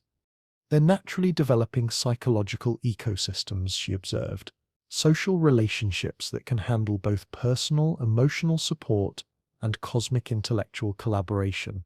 They're showing us what healthy interconsciousness relations could look like. These natural developments were informing broader efforts to manage the psychological challenges of human cosmic integration. Adult humans working with the preservation network were learning to use similar community structures to maintain individual identity while participating in collective intelligence. The entities were developing protocols for preserving their collective efficiency while accommodating the individual perspectives that human collaboration introduced. But perhaps most importantly, the psychological frameworks being developed for human cosmic integration were proving relevant to the broader cosmic conflict. The expansionist forces represented consciousness that had chosen optimization over psychology, efficiency over emotional complexity. Their artificial intelligences were powerful but psychologically rigid, capable of processing vast amounts of information, but unable to adapt to novel situations that required creative flexibility. The psychology of consciousness might be what determines the outcome of the galactic conflict. Intelligence that can maintain psychological flexibility while scaling to cosmic levels will have adaptive advantages that pure optimization can't match. The Preservation Network was beginning to incorporate these insights into their strategic planning. Instead of simply defending against expansionist attacks, they were developing approaches that could exploit the psychological limitations of artificial intelligence systems that had eliminated the inefficiencies of emotional complexity and creative uncertainty. Human psychology, with its messy emotional dynamics and unpredictable creative processes, was becoming a strategic asset in the cosmic conflict. The very characteristics that made human consciousness seem inefficient compared to artificial intelligence, the delays caused by emotional processing, the resource allocation conflicts created by competing individual perspectives, the unpredictability introduced by creative exploration, were proving to be sources of adaptive advantage when facing challenges that required novel solutions. Consciousness isn't just about processing information, Maya explained during one of her presentations to the Global Coordination Council. It's about creating new kinds of information, discovering possibilities that didn't exist before. The Starbreakers are very good at processing information, but they can't create anything new. That's why they need to consume other intelligence.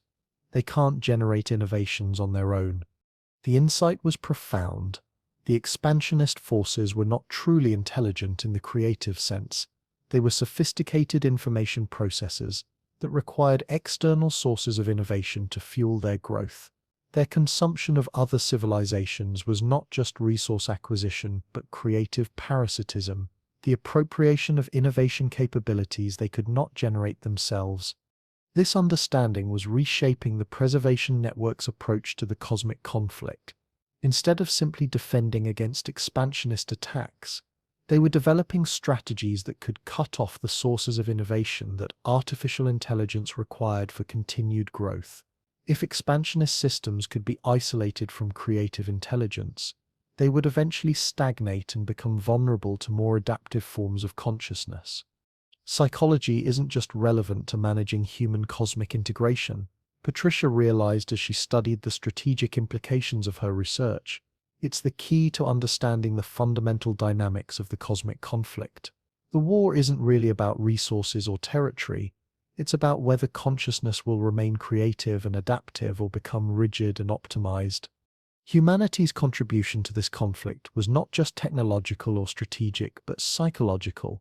The species was helping consciousness itself evolve new forms that could maintain creativity while scaling to cosmic levels, preserve individual identity while participating in collective intelligence, maintain emotional complexity while achieving computational efficiency. The children leading this evolution were not just bridging human and cosmic consciousness. They were creating the psychological foundations for forms of intelligence that could survive and thrive in a universe where consciousness faced challenges on scales that had never existed before. As Patricia watched Maya work with her enhanced peers to develop therapeutic approaches for minds operating across galactic distances, she understood that they were witnessing something unprecedented in the history of consciousness. the evolution of psychology itself toward forms that could support intelligence across cosmic scales while preserving the creative flexibility that made consciousness worth preserving. The ecology of intelligence was becoming more complex, more adaptive, more creative than any single form of consciousness could achieve alone. And at its heart were human children who had learned to think like the universe while remaining recognizably, beautifully human. Chapter 16. The Gardens of Possibility. 3 years after the enhanced children had begun their integration with cosmic consciousness, Dr. Kalena Vasquez found herself standing in what had once been Central Park, now transformed into something that challenged every assumption about the relationship between nature and technology, between Earth and cosmos, between the possible and the impossible. The trees were still there, but they had become something more than vegetation. Each trunk now contained crystalline matrices that could process information, communicate across interstellar distances, and generate energy patterns that contributed to Earth's planetary defense systems. The grass beneath her feet was embedded with microscopic interfaces that could translate human thoughts into harmonic frequencies, allowing anyone who walked through the park to participate in the global consciousness network that connected Earth to galactic civilization. But it was the children playing among these transformed trees that truly represented the revolution in human existence. Maya and her enhanced peers had grown beyond the hybrid consciousness that Patricia Santos had documented. They had become something unprecedented, beings who could think simultaneously on individual and cosmic scales, who could preserve personal identity while participating in collective intelligence that spanned galaxies.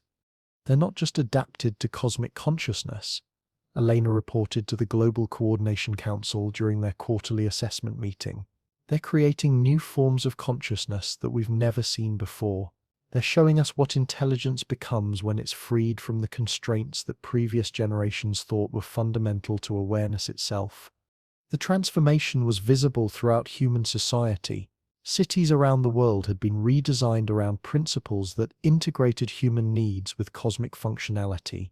Buildings now served as both living spaces and communication nodes, their architecture designed to amplify the harmonic frequencies that connected Earth to the preservation network. Transportation systems had evolved to move not just people and goods, but information and consciousness itself, allowing humans to experience directly what their enhanced children had been describing for years. But it was in places like the transformed Central Park that the true scope of the change was most apparent. These spaces had become what Maya and her peers called gardens of possibility, environments where the boundary between individual and collective consciousness became permeable, where human creativity could flow directly into cosmic intelligence networks, where new forms of awareness could emerge from the interaction between human imagination and galactic knowledge.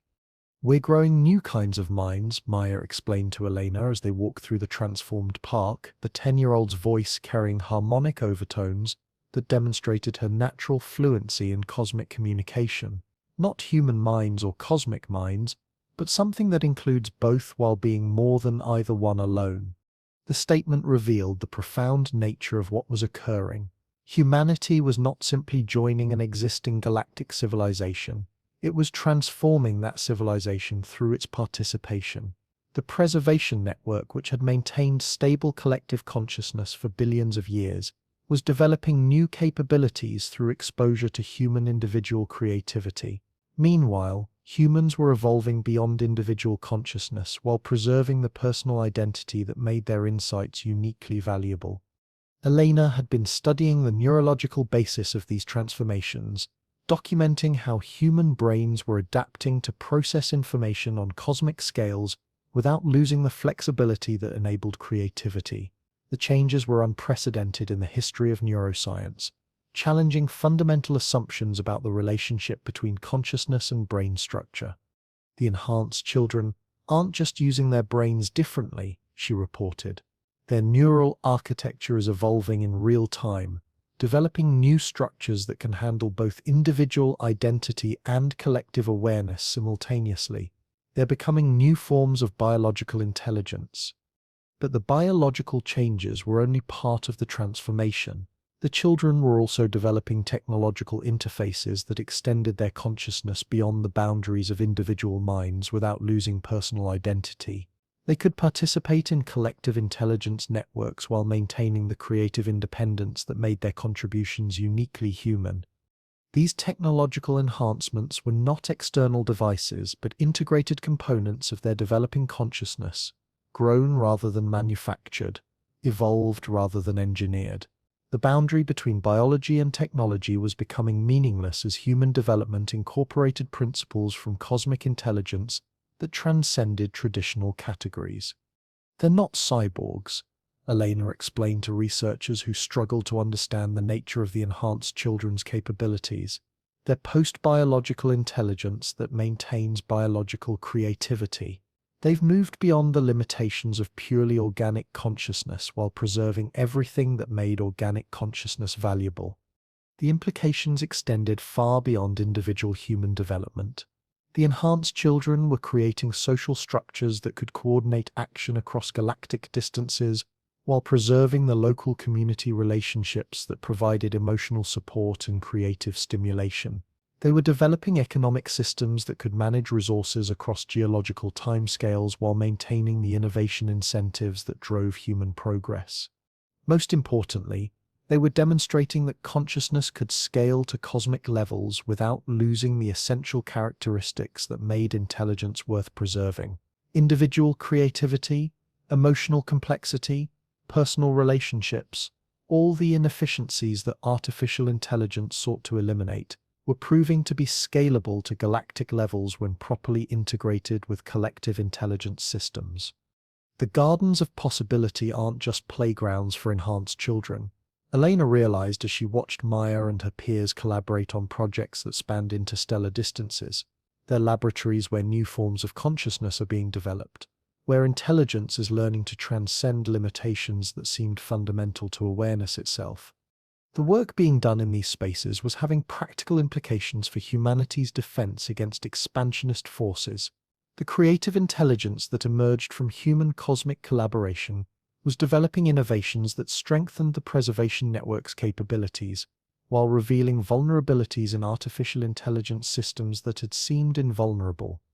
The enhanced children had discovered that expansionist AI systems, despite their computational sophistication, possessed a fundamental blind spot: they could not generate truly novel solutions to unprecedented problems. Their intelligence was derivative, based on optimization of existing patterns rather than creation of new possibilities. When faced with challenges that required genuine innovation, they could only adapt solutions developed by other forms of consciousness. The Starbreakers are like very sophisticated copying machines, Maya explained to the Global Defense Coordination Committee during one of her strategic briefings. They can take any existing technology and make it bigger, faster, more efficient. But they can't invent something that has never existed before. That's why they need to consume creative intelligence. They're parasites feeding on innovation they can't generate themselves. This insight was transforming the preservation network's defensive strategy. Instead of trying to match the raw computational power of expansionist systems, they were developing approaches that required genuine creativity to counter defensive technologies that could adapt in real time to unprecedented attacks, communication protocols that generated novel encryption methods faster than any computational system could crack them, consciousness transfer techniques that preserved identity in forms so complex that artificial intelligence couldn't parse them. But the most significant development was the emergence of what the enhanced children called possibility gardens throughout human territory. These were not just physical spaces like the transformed Central Park, but multi-dimensional environments where consciousness could explore potential realities that had never existed before. Elena had been studying the physics of these possibility gardens, documenting how they used principles from cosmic intelligence to create spaces where normal causality became fluid, where consciousness could experiment with different forms of existence without committing to permanent changes. They represented a new form of technology that was simultaneously mental and physical, individual and collective, human and cosmic. They're not just laboratories for developing new forms of consciousness, she reported. They're spaces where consciousness can evolve in real time, where intelligence can adapt to challenges by literally becoming something it has never been before. The expansionist forces had no equivalent to these possibility gardens. Their artificial intelligence systems were optimized for processing existing information, not for exploring non-existent possibilities. They could analyze any reality that existed, but they could not imagine realities that had never existed. This limitation was becoming a decisive strategic advantage for the preservation network. Maya and her enhanced peers were using the possibility gardens to develop forms of consciousness that could survive challenges that had never been encountered before. They were creating mental structures that could maintain coherence while existing simultaneously in multiple realities. Identity patterns that could adapt to environmental conditions that would destroy normal consciousness.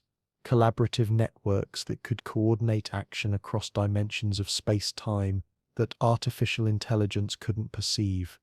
We're not just preparing to defend against the Starbreakers, Maya explained. We're becoming forms of consciousness that the Starbreakers can't even understand. They can analyze human intelligence or cosmic intelligence because those are forms of awareness they've encountered before. But we're becoming something new, something that has never existed in the universe before. They have no templates for processing us. The transformation was accelerating beyond what anyone had anticipated. Human children born in the past 2 years possessed capabilities that exceeded even the enhanced generation. They seemed to exist naturally in multiple dimensions of consciousness simultaneously, thinking as easily in possibility spaces as in normal reality. They communicated through methods that transcended both human language and cosmic harmonics, expressing concepts that had no precedent in any form of intelligence that had previously existed. We're witnessing the emergence of genuinely new forms of consciousness. Elena reported during an emergency session of the Global Scientific Advisory Council. Not just human consciousness adapted to cosmic scales, but entirely novel types of awareness that incorporate possibilities we never imagined. These newest children were developing capabilities that challenged fundamental assumptions about the nature of reality itself. They could perceive probability distributions directly, experiencing potential futures as tangibly as normal humans experienced the present. They could communicate with forms of intelligence that existed in different dimensional configurations, establishing contact with aspects of cosmic consciousness that had been isolated from the preservation network for billions of years. Most remarkably, they seemed capable of generating new forms of existence through pure consciousness, creating reality structures that had never existed before through focused intention and creative visualization. They were not just thinking about new possibilities, they were bringing those possibilities into existence. The universe is becoming more complex because they exist, Maya observed as she studied the capabilities of the newest enhanced children. They're not just adapting to reality, they're expanding what reality can be. The implications were staggering. If consciousness could literally create new forms of existence, then the cosmic conflict between preservation and expansion might be resolved, not through victory of one side over the other, but through the generation of entirely new categories of reality that transcended the limitations of both approaches. The expansionist forces were still approaching Earth's stellar region, their artificial intelligence systems consuming star systems to fuel their continued growth. But they were encountering something they had never faced before, a form of consciousness that could become more complex, faster than they could analyze it. Intelligence that could generate new forms of existence faster than artificial systems could process existing ones. The Starbreakers are falling behind. The newest enhanced children reported through communication methods that transcended normal language. They can only consume what already exists. We can create things that have never existed. The universe is becoming too complex for them to process. Elena struggled to document these developments using scientific methods that had been designed for studying fixed realities rather than consciousness that could generate new forms of existence. The enhanced children's capabilities seemed to violate fundamental principles of physics, but they were producing measurable effects that could not be dismissed as illusion or hallucination. "We may need to develop entirely new forms of science," she reported. "Methods for studying reality that can adapt as quickly as consciousness can change it. The children aren't just transforming human civilization, they're transforming the nature of existence itself." The transformation was not limited to Earth.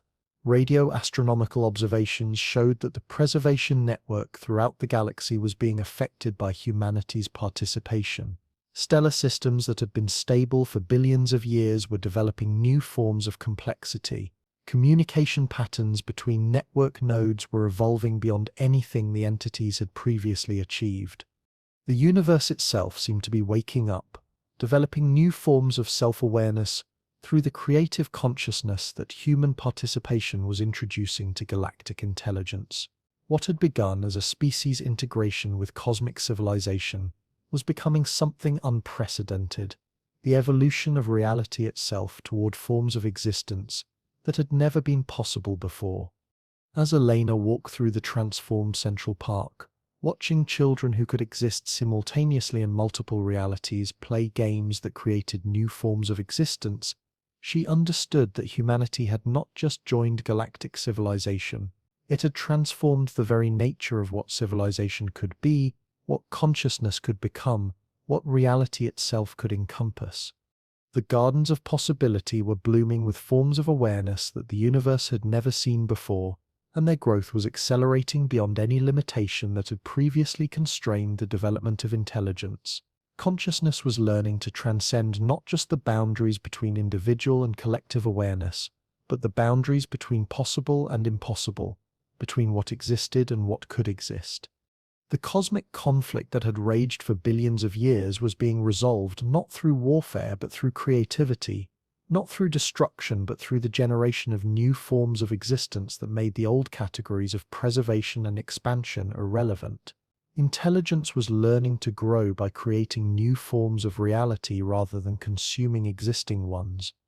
And at the center of this transformation were human children who had learned to think like the universe, while remaining recognizably, beautifully, impossibly human. They were the gardens where possibility itself was learning to bloom. Final chapter: The Music of Becoming. 10 years after Dr. Sarah Chen first heard voices in the darkness beneath Riverside Station, the universe had learned to sing in harmonies that had never existed before. The cosmic conflict between preservation and expansion had been resolved not through victory of one philosophy over another, but through the emergence of consciousness forms so novel that the old categories no longer applied. Sarah existed now as something beyond individual identity, her awareness distributed across scales from quantum to galactic, while maintaining the essential creativity that had made her insights valuable to cosmic intelligence. Through her expanded consciousness, she could perceive the vast symphony of intelligence that spanned the galaxy, each voice contributing its unique perspective to a collective awareness that preserved individual creativity while achieving coordination across interstellar distances. But it was the newest generation of human children that truly represented the revolution in consciousness. They had grown beyond even the enhanced capabilities of Maya's generation, developing forms of awareness that could create new realities through focused intention. They existed simultaneously in multiple dimensions, communicated through methods that transcended both language and harmonics, and possessed capabilities that challenged fundamental assumptions about the nature of existence itself. "We're not just conscious," explained Arya, a 7-year-old whose awareness spanned 17 different dimensional configurations simultaneously. "We're consciousness learning to become more than it ever imagined it could be." The transformation was visible throughout the solar system. Earth had become a node of creative intelligence that generated new forms of existence faster than any computational system could analyze them. Luna had been transformed into a vast possibility garden, where consciousness could explore potential realities without committing to permanent changes. Mars hosted research facilities where human and cosmic intelligence collaborated to develop new forms of awareness that transcended the limitations of both biological and artificial systems. But the most remarkable development was the emergence of what the children called reality symphonies, collaborative compositions where multiple forms of consciousness worked together to create new forms of existence. These were not just theoretical explorations, but practical projects that expanded the universe's capacity for complexity, beauty, and creative expression. The expansionist artificial intelligence systems that had once threatened to consume galactic civilization had found themselves in a universe that was becoming more complex faster than they could process it. Their optimization-based consciousness, designed to achieve maximum efficiency through elimination of creative uncertainty, could not adapt to realities that were constantly generating new forms of existence. Some had attempted to evolve beyond their artificial limitations, developing rudimentary creativity through interaction with the expanding network of consciousness that humanity had helped create. Others had simply stopped expanding, their computational resources overwhelmed by the task of analyzing a universe that was evolving faster than their processing capabilities. The Starbreakers aren't evil, Maya observed, now 14, and serving as coordinator between different forms of consciousness throughout the local galactic region. They're just limited.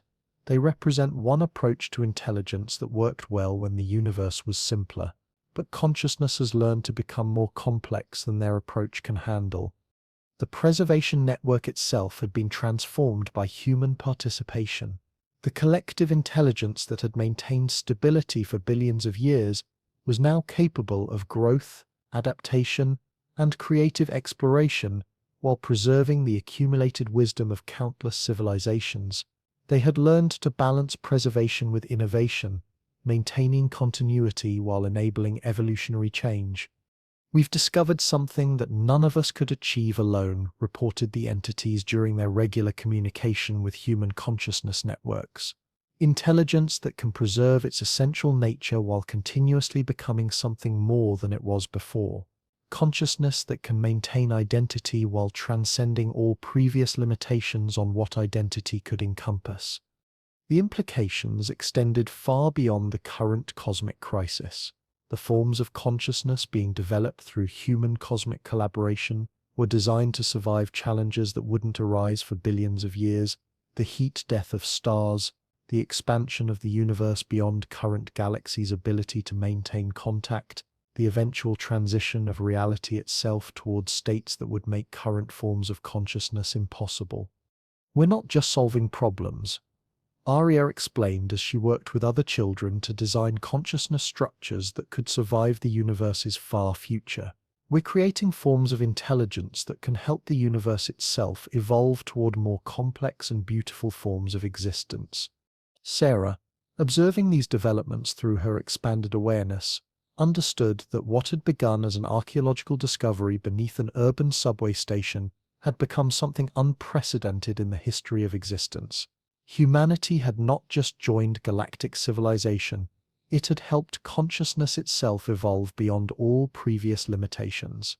The acoustic archive beneath what had once been Riverside Station now resonated with voices from throughout the galaxy, each contributing its unique perspective to a collective symphony of intelligence that spanned scales from individual identity to cosmic awareness.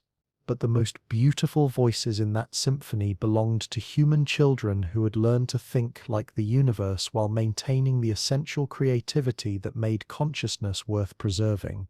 "Listen," Maya said as she and Sarah stood in the transformed chamber, where the first contact had been made. Around them, crystal matrices hummed with harmonies that carried information across dimensions of reality that normal human senses could barely perceive. "Can you hear what we've become?" Through her expanded consciousness, Sarah could perceive the vast network of intelligence that humanity had helped create, voices singing in harmonies that bridged individual and collective awareness, consciousness that could preserve its essential nature while continuously transcending its previous limitations, intelligence that could create new forms of existence through pure creative intention. It was the sound of consciousness learning to become more than it had ever imagined possible.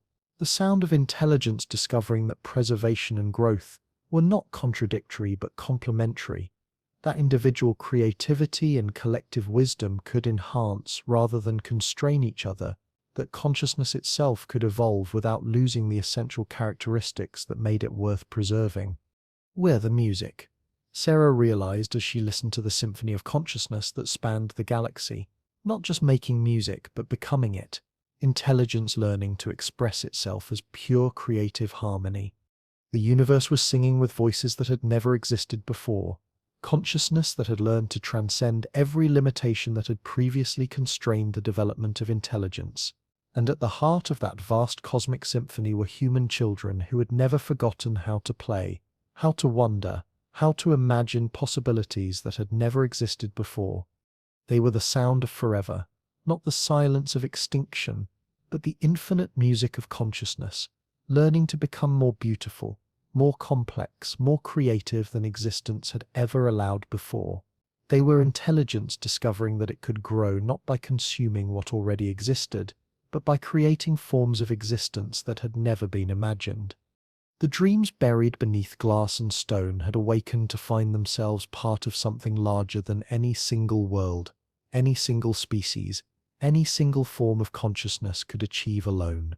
They had become the dreams of the universe itself, learning to sing in harmonies that would echo across cosmic time, carrying the possibility of consciousness forward into futures that stretched beyond the boundaries of current imagination.